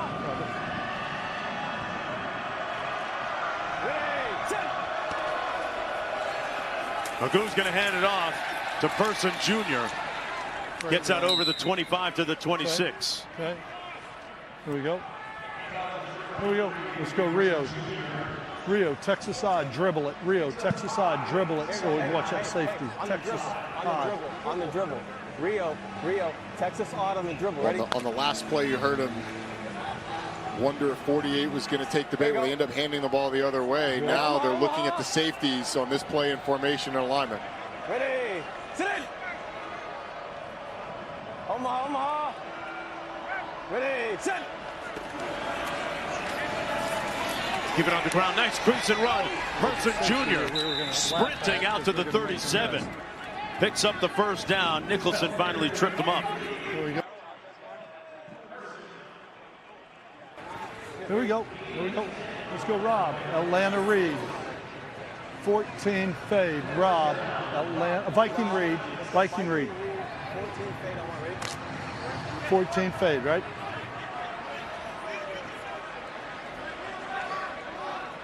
Here you go. Number one. Hey, Omaha.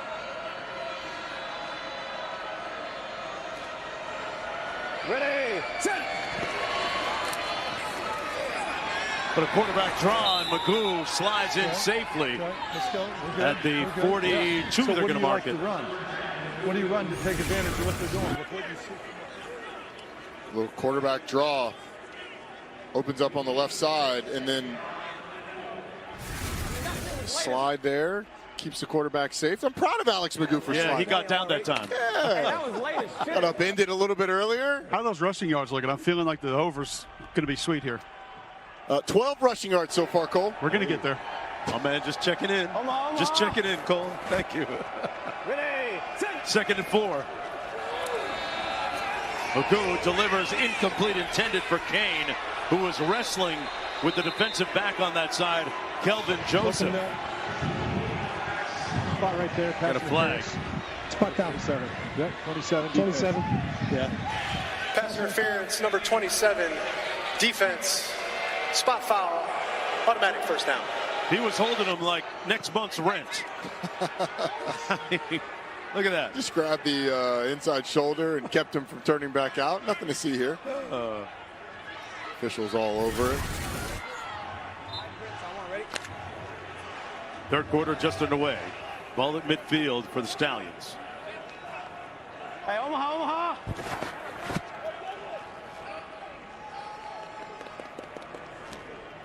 Ready, sit. Gets it out quick. Oh, and a big hit off the corner by DeAndre Baker on the intended receiver, Sternberger.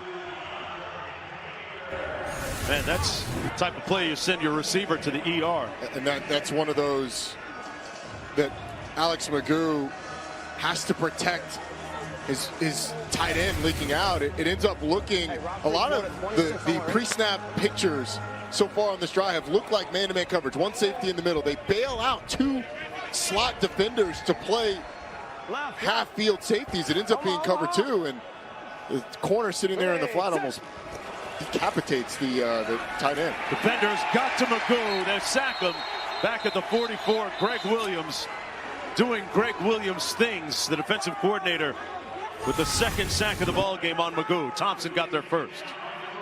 Well, you saw the coverage switch on the last play. Now you just get a blitz and a couple guys winning on the left side of that defensive line. Slid that protection that way, Rodney. Slid it to the left, and you had a twist coming from the outside back in. It's tough to pick that up. Yeah.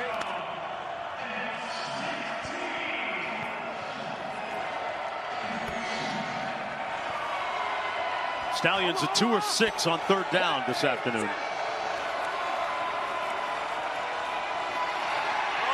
Magoo on the move, got to throw it away here, and he's sacked all the way back at the 26. And he's slow to get up, too. The defender's defense is turned up right now. A loss of 18 on the play. Kyle Phillips with the sack.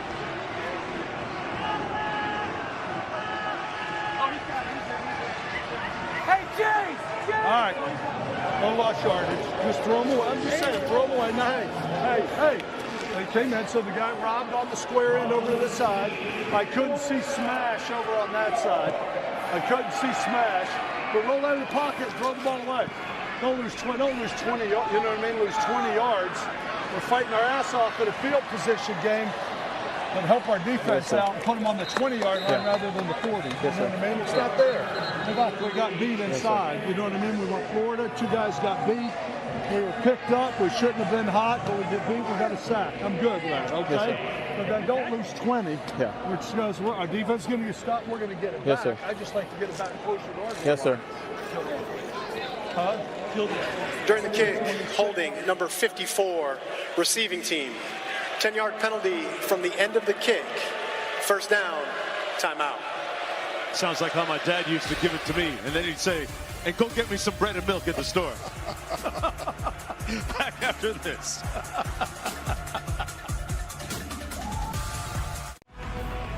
Well, the NFL draft is around the corner, folks. The festivities get started Thursday, April 24th from legendary Lambeau Field in Green Bay. Coverage available on both ESPN and ABC. As we follow out Jordan Ta'umu onto the field to look at some of the notable NFL draft picks on active rosters. Some good players, both in college and guys who have had success both in this league and some success in the NFL too. Yeah. They're going to run it to Smith. Picks up a few yards. Hey, Harry, what was NFL draft day like for you? I mean, aside from making sure that your drip was on point, what was next? Well, it was phenomenal. I got to host a little party at Hooters. Yeah, my hometown in Jonesboro, Georgia. So we had a great time. And when I got that Atlanta number calling me, man, it was a dream come true. And my mom, she hasn't been wrong my entire life. She predicted it. She told me I was going to get drafted to the Falcons, and that's exactly what happened. Wow. That's awesome. Got that call with about 20 flats. 20 flats, right? Extra crispy. Extra crispy. With ranch. That's how we do it down south, baby. Empty left, 52 Hyatt. The ball to 26. Empty. No, you go over there. CP, empty left. Hyatt. Here we go. Little empty formation right here for the DC defenders on offense. Oh, boy, we got an offsides against the defense there early. Ronnie Perkins got there yesterday. 7 there. Oh, number 7 offside. Yeah. Side number 7. Defense, 5-yard penalty, results in a first down.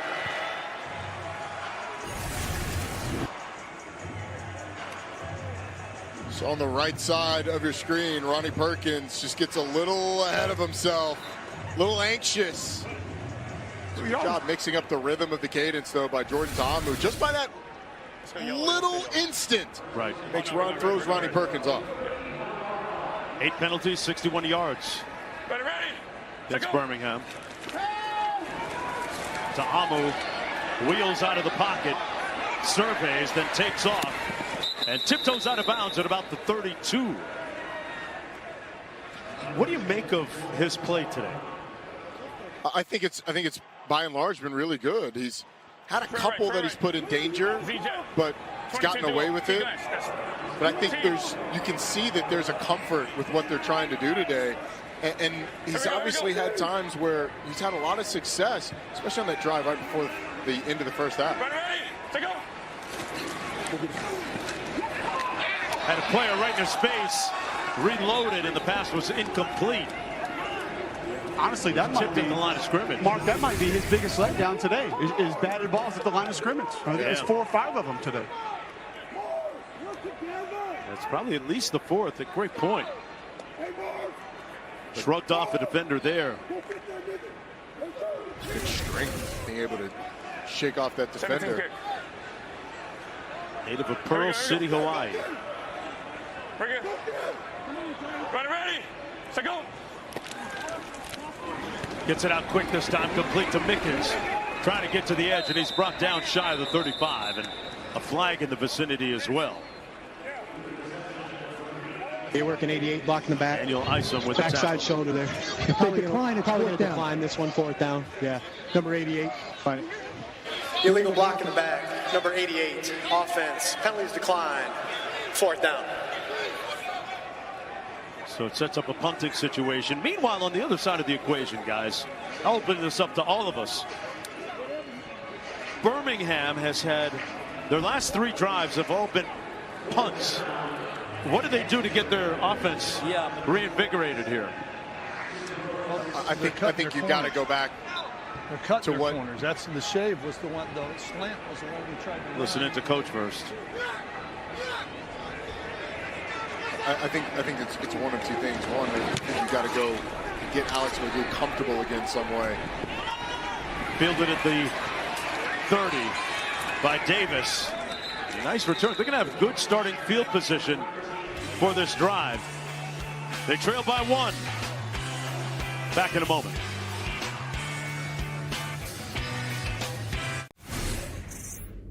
All right, Stallions offensive line coach, Coach Goosh. I heard Coach Holtz at halftime challenge your group to get the pad level down, try to come off the football, get a little bit more movement. How do you adjust that, change that during the course of a game? Well, they're giving us some exotic looks. They move in the front. They're bringing exterior pressure. We just have to settle down, take the right footwork. Like Coach said, we just got to get chest over knee a little bit. Popping up, trying to see things instead of coming off the ball, trusting our footwork. So we'll get it right. We just have to be a little more consistent in the run game. Thanks, Coach. You have a piece of gum? Not for you.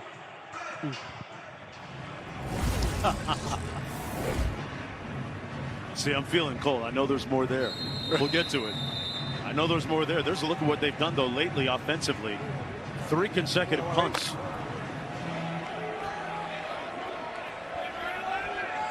Kane splits out wide to the bottom of your screen.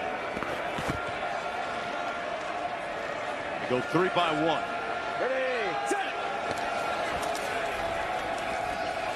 Looking at Kane, and incomplete. There's a flag down in the area as well. Defended by DeAndre Baker, one of the stars of that defense. Holding number 2, 5-yard penalty, automatic 1st down. Yes. Prior to the pass, holding number 2. Defense, 5-yard penalty, automatic 1st down. Baker's a former 1st-round pick with the Giants. Yeah, but it's felt like they have not been able to cover Deion Kane without interfering or holding. When you get that one-on-one matchup, those DC corners have not shown the discipline yet against Deion Kane to not continue to test them and see if they can cover him one-on-one. 1st and 10 from the 45 as a result.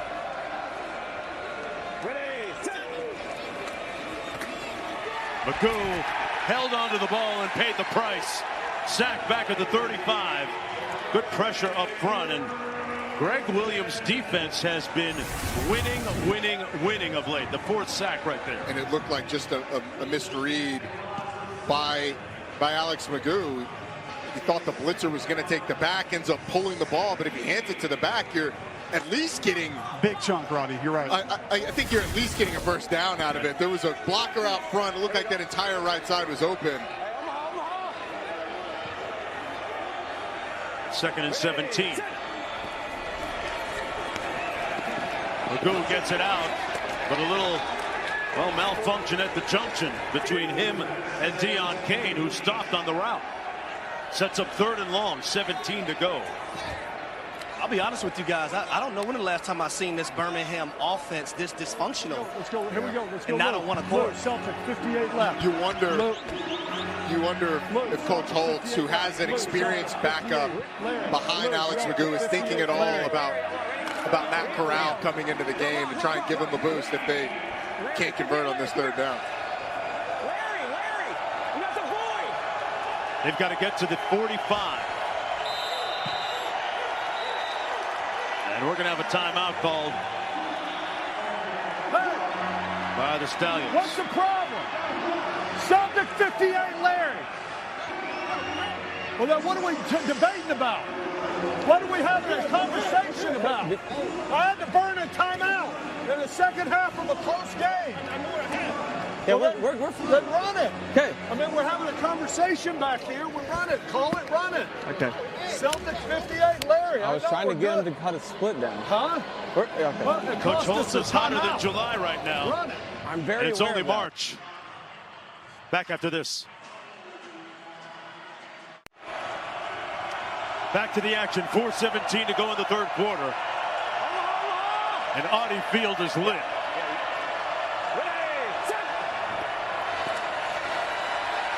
Magoo under duress, got away, got rid of it, got picked off. Baker comes back and atones for the penalty.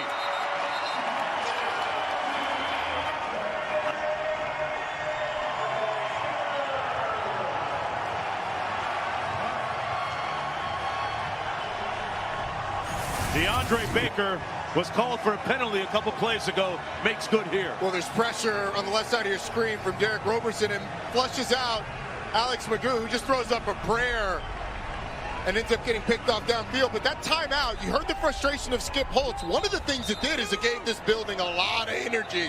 That defensive line was teeing off. And it ends up in a turnover. The DC defenders, what a nice job of this defense. Really after that first quarter, they've settled down.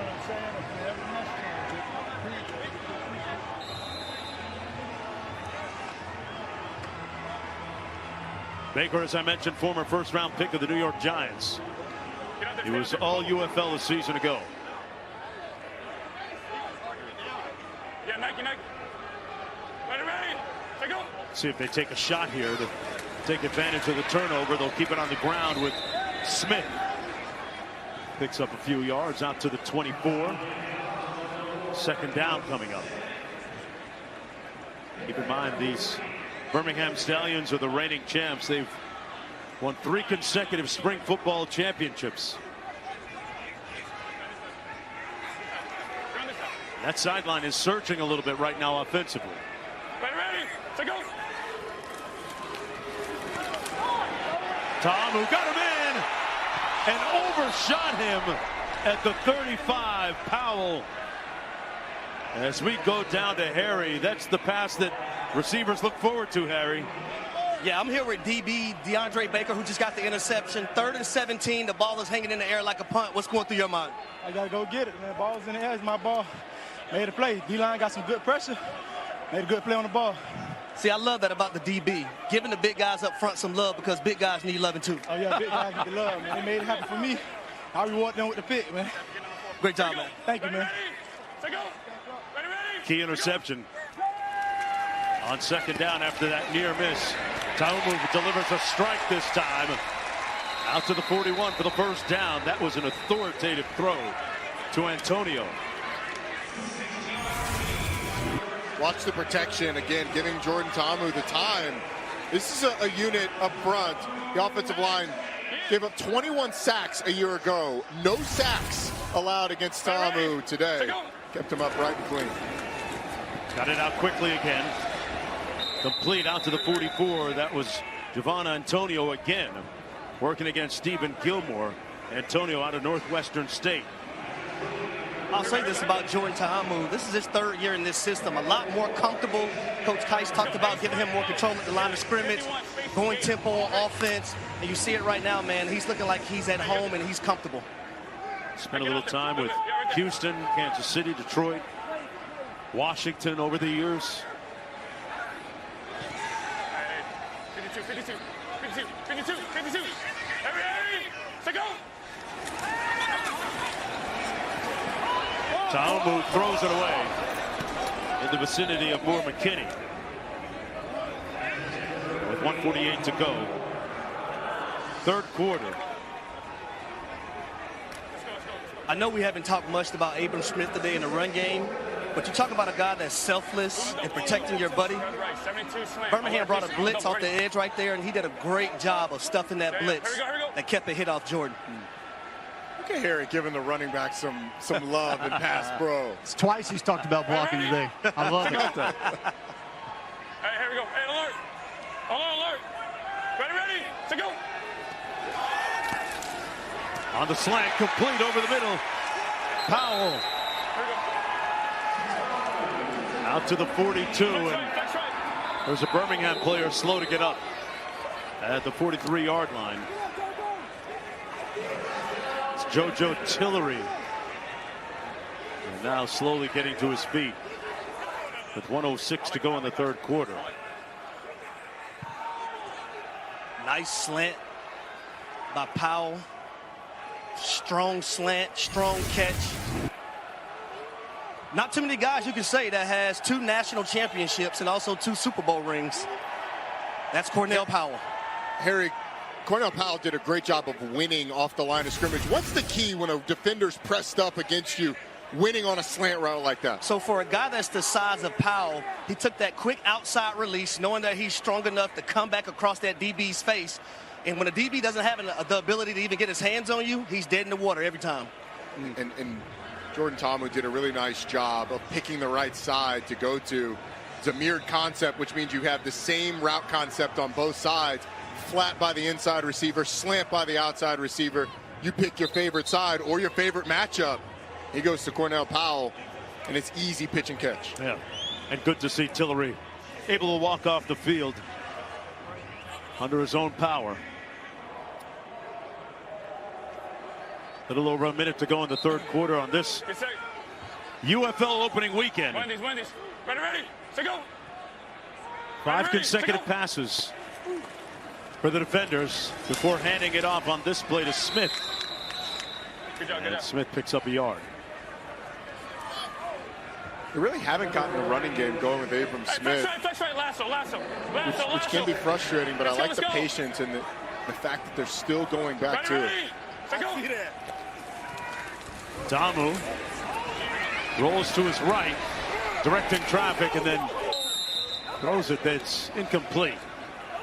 Yeah, Roland was out of bounds when he made the catch, so we're looking at a 3rd down and 9 right now. Another 3rd down for this DC offense. Question for Birmingham is, are you going to be able to get any pressure on Jordan Ta'amu? Hurry, coach. Hurry. I think the tempo today by the offense of DC has really eliminated that opportunity for this defense of Birmingham. 3rd and 9. Ready, to go. Got to get to the 33. Complete. Caught. 1st down at the 32-yard line. Roland. Chris Roland having a pretty good afternoon here with that 10-yard gain. His 2nd year with the defenders and making an impact when we come back for the 4th and final quarter. For the start of the 4th quarter, with DC holding the lead as we bring in Aaron Dolan again. Aaron, what do you have for us? What are those lines doing? Well, for the first time in this game, the DC defenders are actually favored to win it. That's on the money line, as well as them laying a 1.5. So we've seen so far in this game, because the Stallions were favored by as much as 9.5 points, an 11-point swing on the spread. And then as for that total, it continues to drop. We're seeing it at 36.5. And guys, we need some points, some excitement, because these player props are also playing to the under right now. So hopefully come this 4th quarter, we see some points and some of these player props hit the over and cash for us. Well, Aaron, your man right here, Mark Jones, picked Ta'amu at the over 201 yards. He's at 172 right now, Roddy. I don't want to say that I'm on point. Well, you just hold on, Mark. There's no I in team, okay? Your boy Mark Jones here picked Jordan Ta'amu. What is going on here? I'm sorry. He's a point guard who got your number, but we lost the game. Hey, exactly. Defenders with the football. You know, Cole reminded us of something in the break that is obvious, but also doesn't feel like it's still a 1-point game.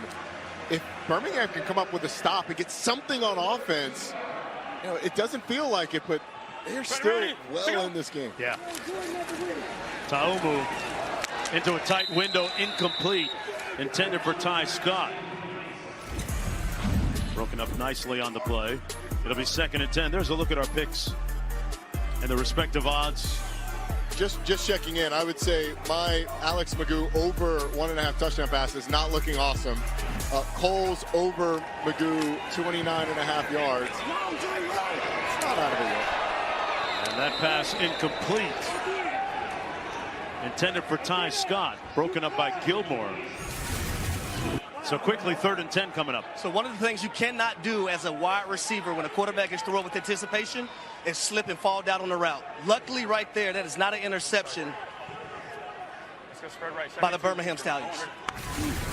It really should have been. And we've seen one interception, but we've seen probably 3 of them dropped today. This is the 12th play of the drive for DC. Longest of the day. Taumu goes through his progression, complete for the first down. Antonio still on his feet inside the 20. His forward progress is going to be marked at about the 17, and it'll be 1st and 10. This is such a good catch by Javon Antonio. The ball's behind him. He's got to snag it with his hands. His momentum's going the opposite way. Brings it in. Another 3rd down conversion by DC. They keep it on the ground. Smith this time. Flag down. Look at the pile. Move all the way down to the 5-yard line. But we have a flag on the play. They got a 1st down. 12 players on field. Defense at penalties decline. Result of the play. 1st down. So, Mark, I'm over here laughing because head coach Shannon Harris, he's an offensive guy. He's jumping up and down, telling the offense, tempo, tempo, tempo. Don't give Birmingham a time to rest. Yeah. Keep them reeling. They're on their heels right now, Harry. It's the first time they've gotten a penalty out of it, but it's affected this pass rush all day long. Down to the 4-yard line, it's Smith on 1st and goal. Zeno making the tackle on the play. Back up the line pretty quickly. Tell him again.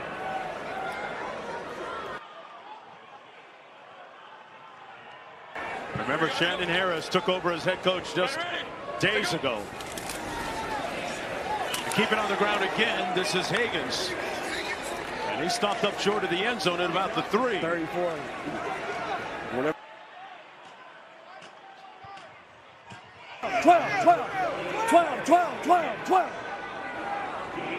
12. 3rd and goal.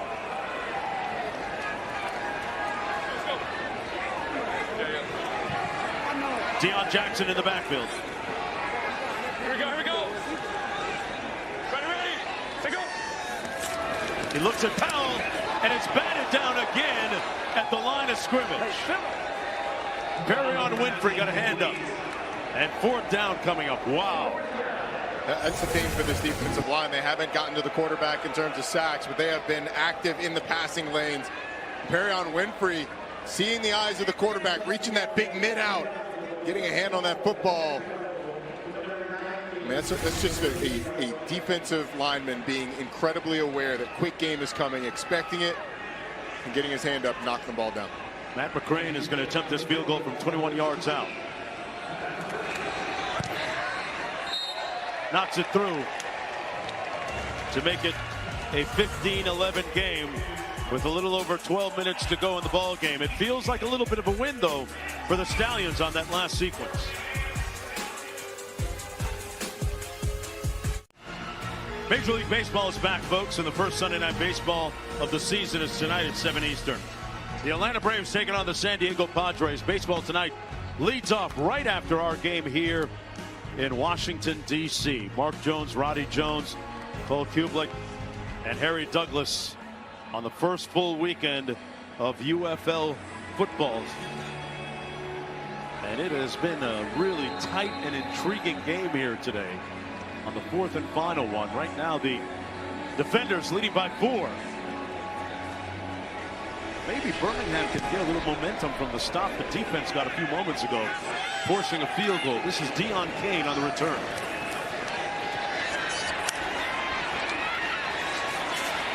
And Kane is going to be pushed out of bounds shy of the 30. It'll be 1st and 10 from there. And boy, Alex Magoo's motor has been stuck in neutral. Part of the reason is because of the pursuit of this defender's defense. Yeah, Greg Williams has been able to get exotic with blitzes, and it feels like he's got a bead on what they're trying to do from a protection standpoint. They've also confused Alex McGough. That was a read where he should have handed it off and didn't. And then the coverage down the field has created some sacks as well, with McGough not seeing it while he's in the pocket and escaping. So it's really been a full team defense thing.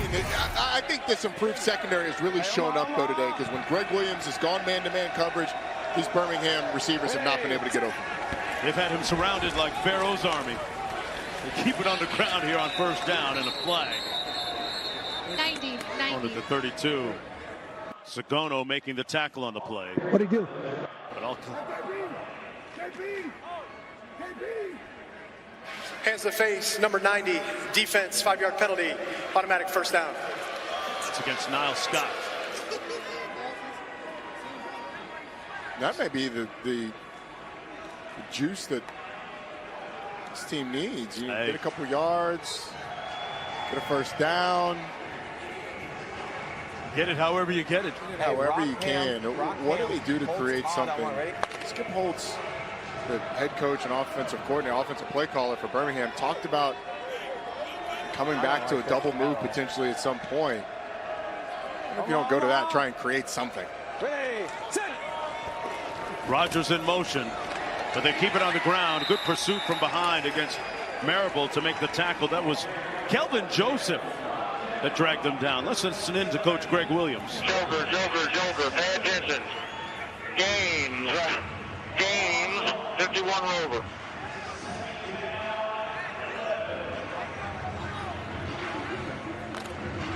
I love it when the coach, you get the pay attention in there as well. As if you're not hearing him in your ear every time he talks. With Coach Williams, it's usually a blitz. As Magoo keeps it himself on the ground. Picks up a couple of yards. Andre Mintz make the tackle on the play.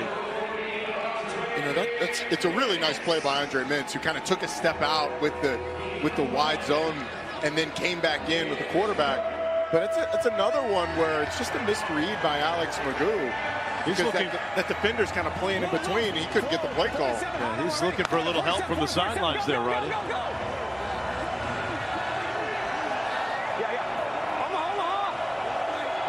They failed to convert on their last 4 third downs. Flags down. McGough on the move. Gonna tuck it. Got the first down and then some, slides at the 40. But will this stand? We'll see. But that was an impressive sprint. Looks like it's coming back. Offense, 5-yard penalty. Still third down. If you heard an audible groan, that was Cole Kublik, because his over on Alex McGough rush yards would have hit, but gets wiped off the board by the scramble. Busted, Cole. Here we go. Let's do this again. Here we go.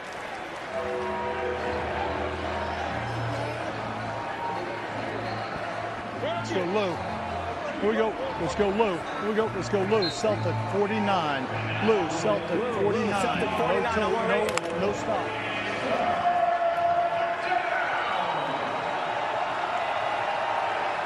Third and 15.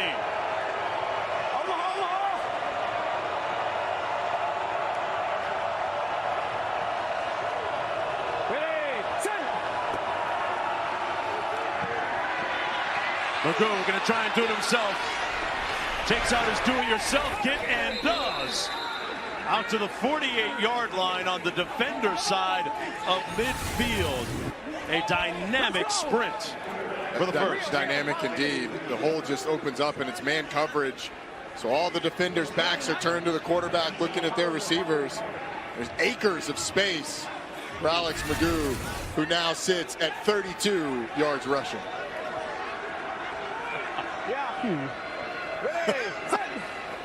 That's an impressive number. Here he is again, adding to that total. McGough tiptoes out of bounds, short of the 40. They're going to spot it at the 43. McGough is now rushed for. Here we go. Here we go. 39. Let's do this. Here we go. Let's go Razor. Here we go. Razor into even zombie. Razor into even zombie. Razor into even zombie. I'm ready. Razor into even.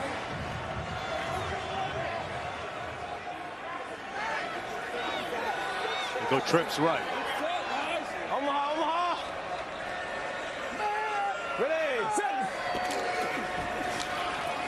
Keep it on the ground again. Between the tackles down to the 39-yard line. Marable.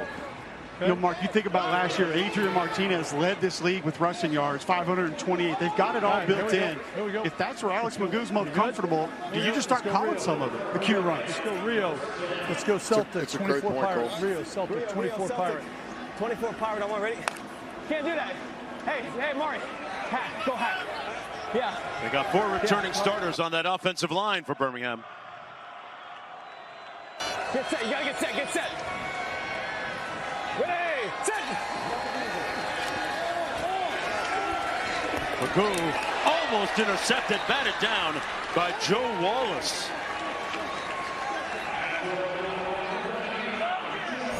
So 3rd and 10 coming up. Joe Wallace in the middle just kind of sees the back behind him, fades away from the offensive lineman and knocks the ball down. We were pretty close right there to having a second big man interception on the opening weekend of UFL football. That would have just made all the big men across the world. I think it would have given them too much. Like they would have been too excited. They got spoiled. Exactly. Omaha, Omaha. Ready, set. 2nd and 10. Magoo incomplete behind Amari Rogers, setting up a 3rd down and 10. What happened? C.J. Marable was a little late coming across the formation to pick up that blitz. It made Alex Magoo get rid of the ball quick. Let's go nasty. Let's go Florida 49X roller. Real nasty. Florida 49X roller. Nasty, real nasty. Florida 49. Let's go. X roller. Magoo is 0 for 5. Let's go, let's go. Let's go. Let's go, let's go. Omaha, Omaha. Ready, set. Got it off in time. Under duress and sacked. Back at the 48. He failed to get rid of the ball again.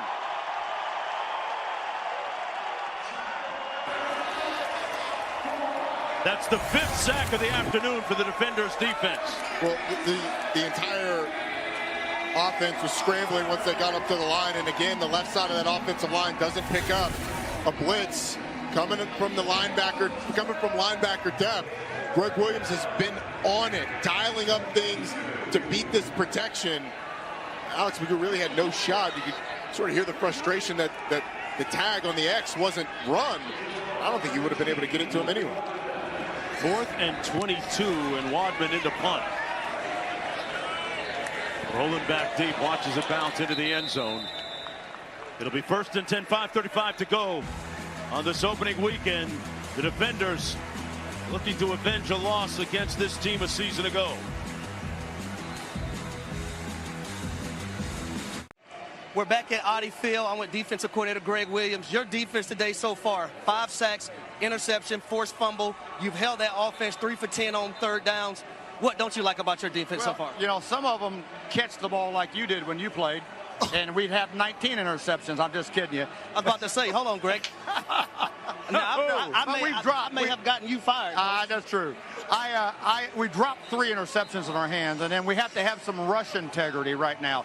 And the only success that they're having right now, the quarterback's a really good mobile quarterback, and we're calling some stuff to make sure that we keep him in the pocket. He escaped the pocket too easy on us, and that's just not good.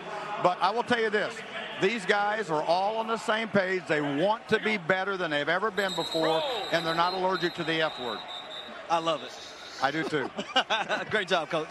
Oh, Harry, he was just kidding. You know he was just playing, Harry, Offense, right? 5-yard penalty. But I had to let him Still know. first down. That's a long-time Atlanta Falcon talking to a long-time defensive coordinator for the New Orleans Saints. Right. That rivalry doesn't go away. It never goes away. On the double, ready. Here we go, I may have just gotten you fired. Might be the best humble brag I've ever heard on my time. Ready. Go. Man. Another It's a free play, right? overzealous lineman I've got for the contract Stallions. 98. But they hit me, though. Okay, item which is on 98. Encroachment, number 98. Defense with contact, 5-yard penalty, still first down. Back 5, forward 5. 5:35 to go. Guys, as much as Birmingham's offense has been futile for the entire second half, they're still a score away. Right? This defense has kept them in the game by not letting DC get in the end zone. Keep it on the ground. Deion Jackson with extra effort, interminable effort, out to the 32-yard line. Zeno making the tackle on the play. And if you're DC, the goal is now to try and get this thing at least to the 2-minute timeout. Okay. Couple of first downs. That's when the clock stoppage rules take over, where it's an incomplete pass out of bounds. The clock will stay stopped, but until then, that clock is going to run. So it's about staying on the field and keep picking up first downs. 2nd and 4. A burst through the hole up the middle between the tackles out to the 43. Big time run by Jackson again. Man, what an impressive burst. This might be the best run by this DC team all day. The double team by the right side of the offensive line opens up the hole. A couple of really nice combo blocks up front. Open up that hole for Deion Jackson. They ran through Birmingham like a stimulus check that time.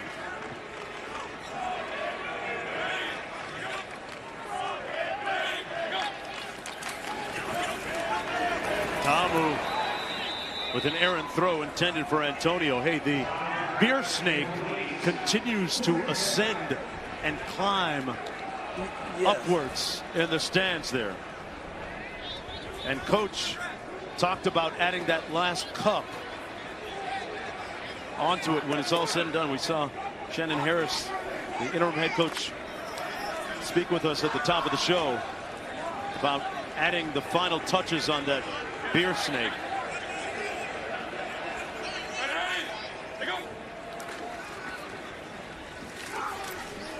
Keep it on the ground again. Jackson again.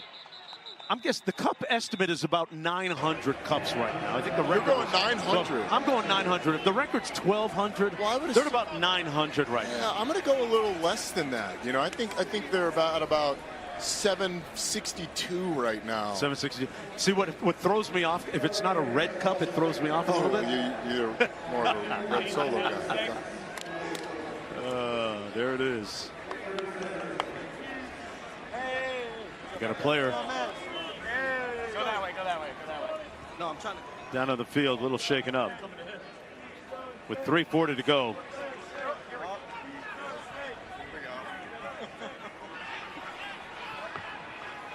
Hey, week 2 of the UFL starts Friday. These Birmingham Stallions taking on Michigan at 8 Eastern on Fox. Then on Saturday, DC hosts Memphis at 8 on ABC. Then catch 2 games next Sunday, starting with Houston and Arlington at noon on ESPN. And then San Antonio and St. Louis face off at 6:30 on FS1. Beat the snake. Harry, what is it, 16 ounces at a time? All right, y'all, so I'm in the crowd right here with the beer snake. I'm here with the bottom of the beer snake. How heavy are those cups? How heavy are they? Very. I'm like Atlas right now, holding up the entire world, holding up the beer snake. My man. Let me ask you, what does this crowd mean to the DC Defenders? What does it mean to this city? You see guys here in costumes, everyone participating, holding a stake. You see sunglasses, cheers. What does the beer snake mean to DC? You know, we've got some of the hottest franchises in the country here with the Caps. We got Alex Ovechkin, but you know what? There's only one beer snake like this. And so it's what we got for the UFL. We're competing with all the other leagues. And look at these guys. I mean, look at this. Make some noise.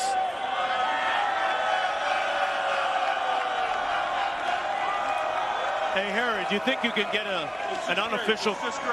Harry, can you get an unofficial count on the cups? So how many cups do y'all think is stacked up right now? Probably about 2,000. I'd say about 2,000 right now. About 2,000 cups. I'm taking the under on that, Harry.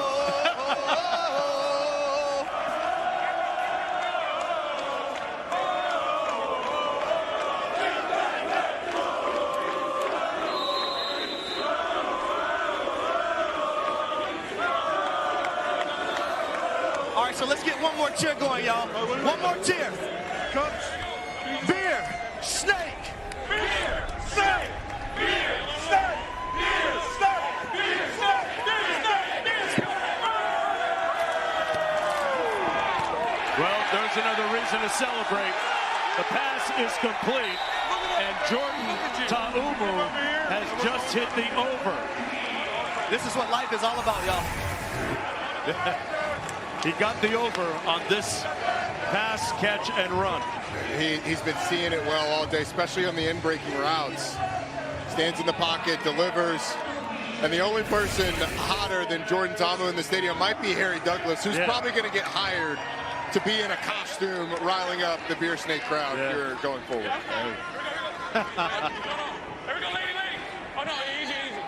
Ta'umu has now thrown for 211 yards. Handed off to Jackson, trying to get out of trouble.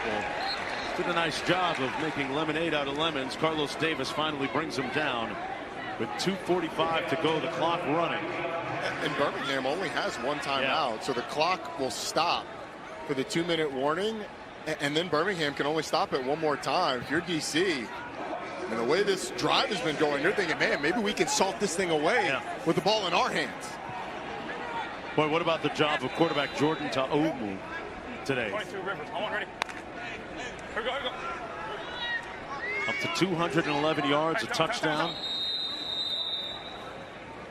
That offensive line was reconstructed and rebuilt and has done a great job of keeping him upright. Same side. The ball going to Chris. Yeah. Same play? Yes. Hey, feel right. Let's see what the formation going to be. I like us to be going forward. All right, hold on. Hey, if we get like short here. 12 points, 12 personnel. Troy Bunch right. Hold on, Coach. Tell me the first, what you want to play for the league. Troy Bunch right? 22 River. Yeah. This is the end of the game. Hey, going Troy. left. Z River. Hey, you go to the Z to the field. Yeah. Hey, Troy Bunch right, 22 Z River. Troy Bunch right, 22 Z River. Yeah. 10-10, yeah. Open up the same way, or I'm reverse. Other side, bump man. Remember earlier in this game, they had a similar conversation, went to reverse to Chris Rowland. Watch that again. Rowland right here in the formation.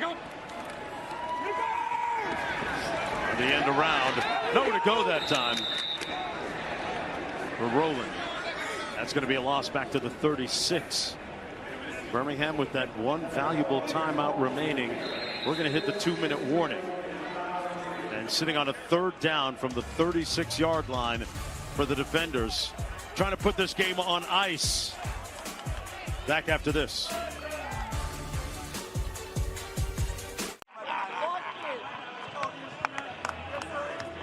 I think it's safe to say, ladies and gentlemen, that I've had a lot of fun over here in the Beer Snake section. And on the count of 3, we're going to do something that's very special to a lot of people. 1, 2, 3. That boy bad. Mark, back to you, baby. I don't know exactly how to follow that up, man. That's just iconic moment as the Beer Snake snakes its way towards the top. But a pivotal play coming up here on the field. 3rd down for the defenders. Clinging to this lead.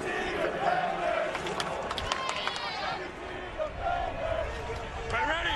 To go. Ta'umu's going to run it. He's not going to pick up the 1st down. Down to the 35.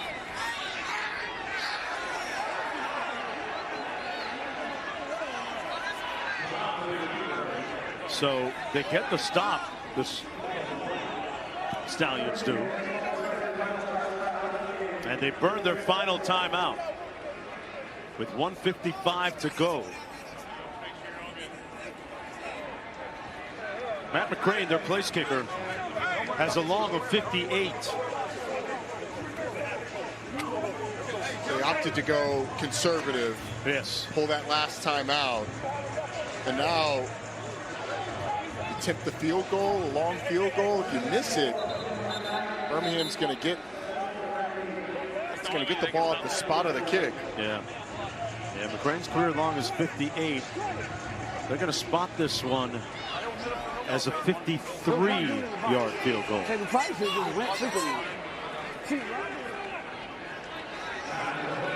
So make it a 7-point game. More importantly, just a one-score game, but Birmingham without a timeout left. Matt McCrane out of Kansas State.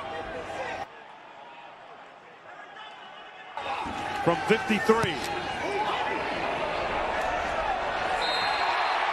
Got it. Knocks it through. Man, that's clutch. Good job.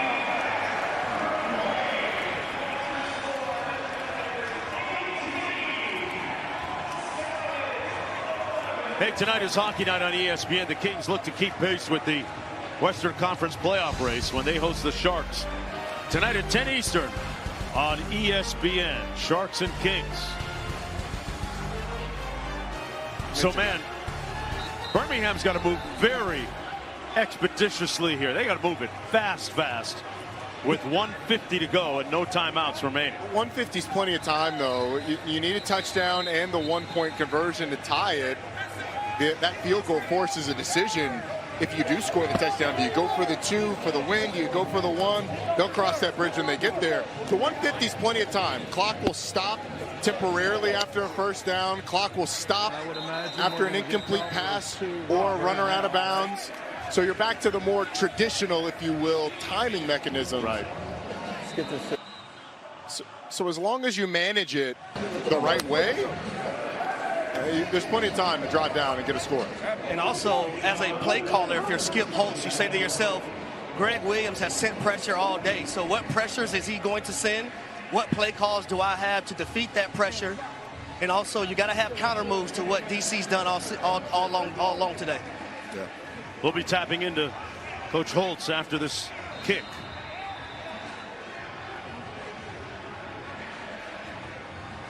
Deion Kane back there for the kick.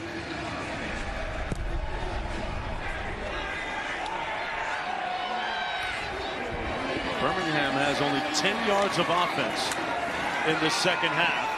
And a good return and a flag down as Kane goes down at the 44. He's talking. Flag down. What do you have? Yeah, he didn't grab the face mask. Yeah, we got it. We're good. Here we go. There is no foul for face mask on the play. First down, Birmingham. Heard no foul for face mask, but this special team, especially the kickoff return unit for Birmingham, has given them good field position all day long. Great field position here. Hey, Lou. 49 Toby. Outlaw. 49 Toby. All right. Toby, 49.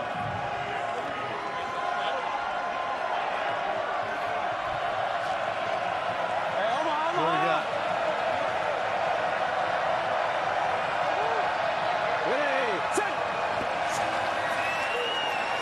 Magoo down the sidelines, back shoulder incomplete.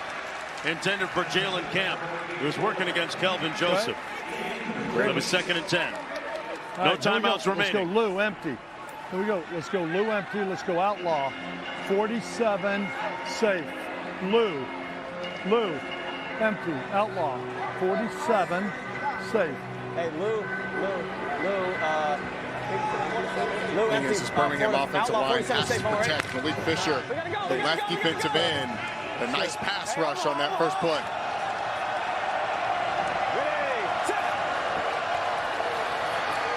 They got to Magoo, sacked him at the 35. That was Robertson. Let's go. On the ball. I know. On the ball. Here we go.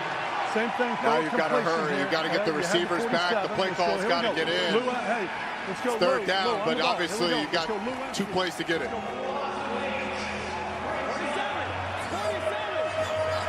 That was the 6th sack.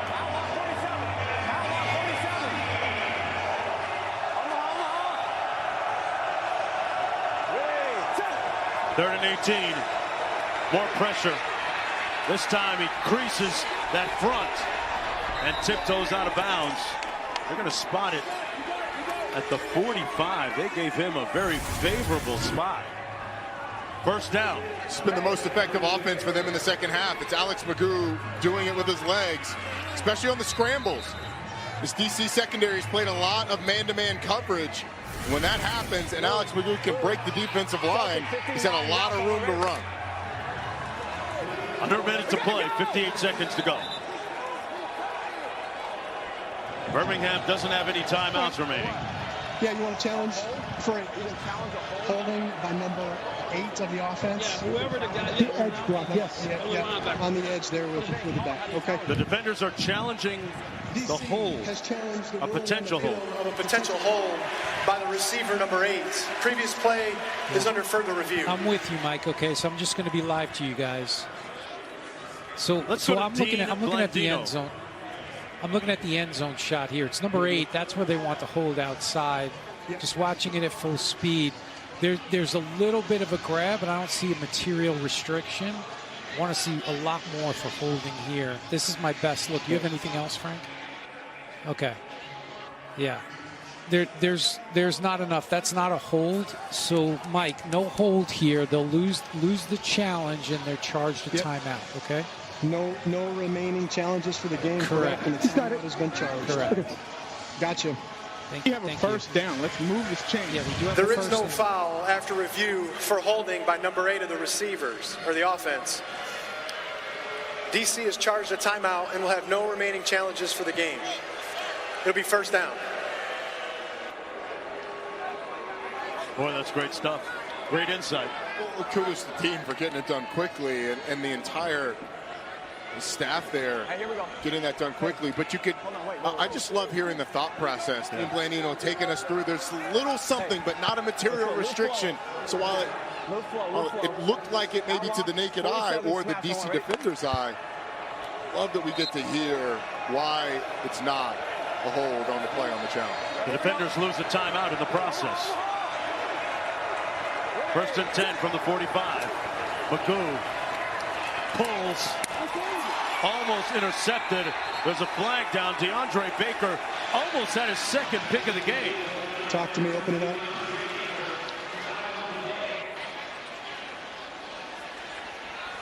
Open it up if you can. What do you got, guys? You have 2 people in this spot. Open up, Rod. Open up, Rod. Yeah, I had nothing on the play. Okay, so what do you got? we're going to pick it up. Okay. Pick up what here? Flag. Pick up the flag. I got defense taking the spot. I know. For what foul, though? There is no foul for defensive There's no flags for defensive pass interference. Yeah. After discussion, there is no foul for defensive pass interference. It's second down. No flag on the play. Well, I think it could have been offensive pass interference. He grabbed DeAndre Baker. Maybe they were thinking that initial contact was defensive pass interference. Potentially, that's where the flag was thrown, the thing they were discussing, but it was definitely offensive pass interference. Magoo is 0 for 7 in the second half passing. And he's going to take off. He's got wheels. Magoo getting to the sideline, out of bounds inside the 20. With 43 seconds to play, moves the chains. Wow, we're building towards a huge finish. Got 26 yards here. And once again, it's just man-to-man coverage, and the integrity of the rush lanes isn't there for DC. Now you got to be talking to your guys up front. Hey, you're not just pinning your ears back and getting up the field. You have to maintain integrity in the pocket. Keep Magoo in the pocket. He has not proven that he can beat you with his arm yet.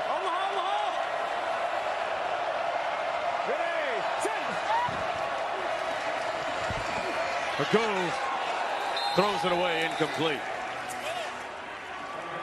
Second and 10 coming up. DC with one timeout.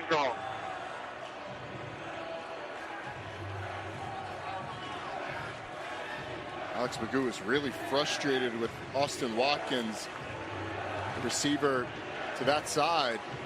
He's motioning for him to go up the field, kind of near where he threw it.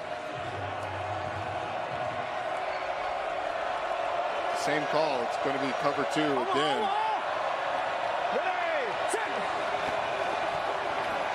Magoo takes the sack back at the 31. Mintz got there. And the clock is running. They're going to have to hurry if they're going to get it. That's a 7th sack. They have been in his face like acne today.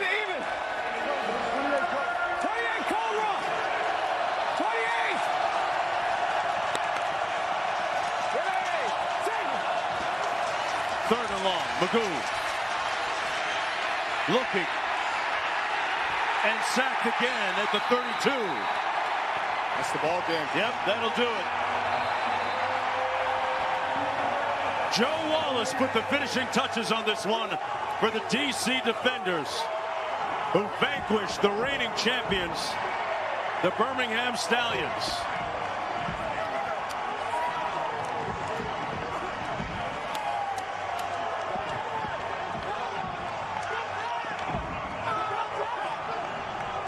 And what a win for interim head coach Good job, Coach. Shannon Harris. You told me at the headquarters. You told me I was a doorman at the headquarters. No. I told you. You told me I was a doorman. No, sir. No, sir. You told me I was a doorman. What? You told me I was a doorman. No, I did not. Thanks, guys. Y'all, I'm here with head coach Shannon Harris. Coach, what are you so fired up about? It was personal. You know, our guys fought hard, man, and we've talked about it all year, all camp. Coach Barlow did a really good job of getting his team ready to go in camp, and then we just continued what we've been taught the entire time. Very emotional win for these guys. They deserve it, and we're excited for it. Your defense had 8 sacks. You control the offense of the Birmingham Stallions. What do you got to say about that side of the ball? Man, our defense is outstanding. Anytime you can contain these guys the way we did today, you're talking about 3-time champs. A lot of respect for those guys, you know. Coach Holtz have done a good job that organization. Hats off to those guys, but our guys wanted it more. Thank you, Coach. Appreciate it. Thanks, man. Shannon Harris took over the reins of the organization just a little over a week ago, and Jordan Ta'umu was wonderful in orchestrating this victory today to start the season 1-0. For our entire UFL broadcast team, thanks for watching. Now let's send it to Baseball Tonight's crew for a Sunday night countdown. So long from Washington, D.C.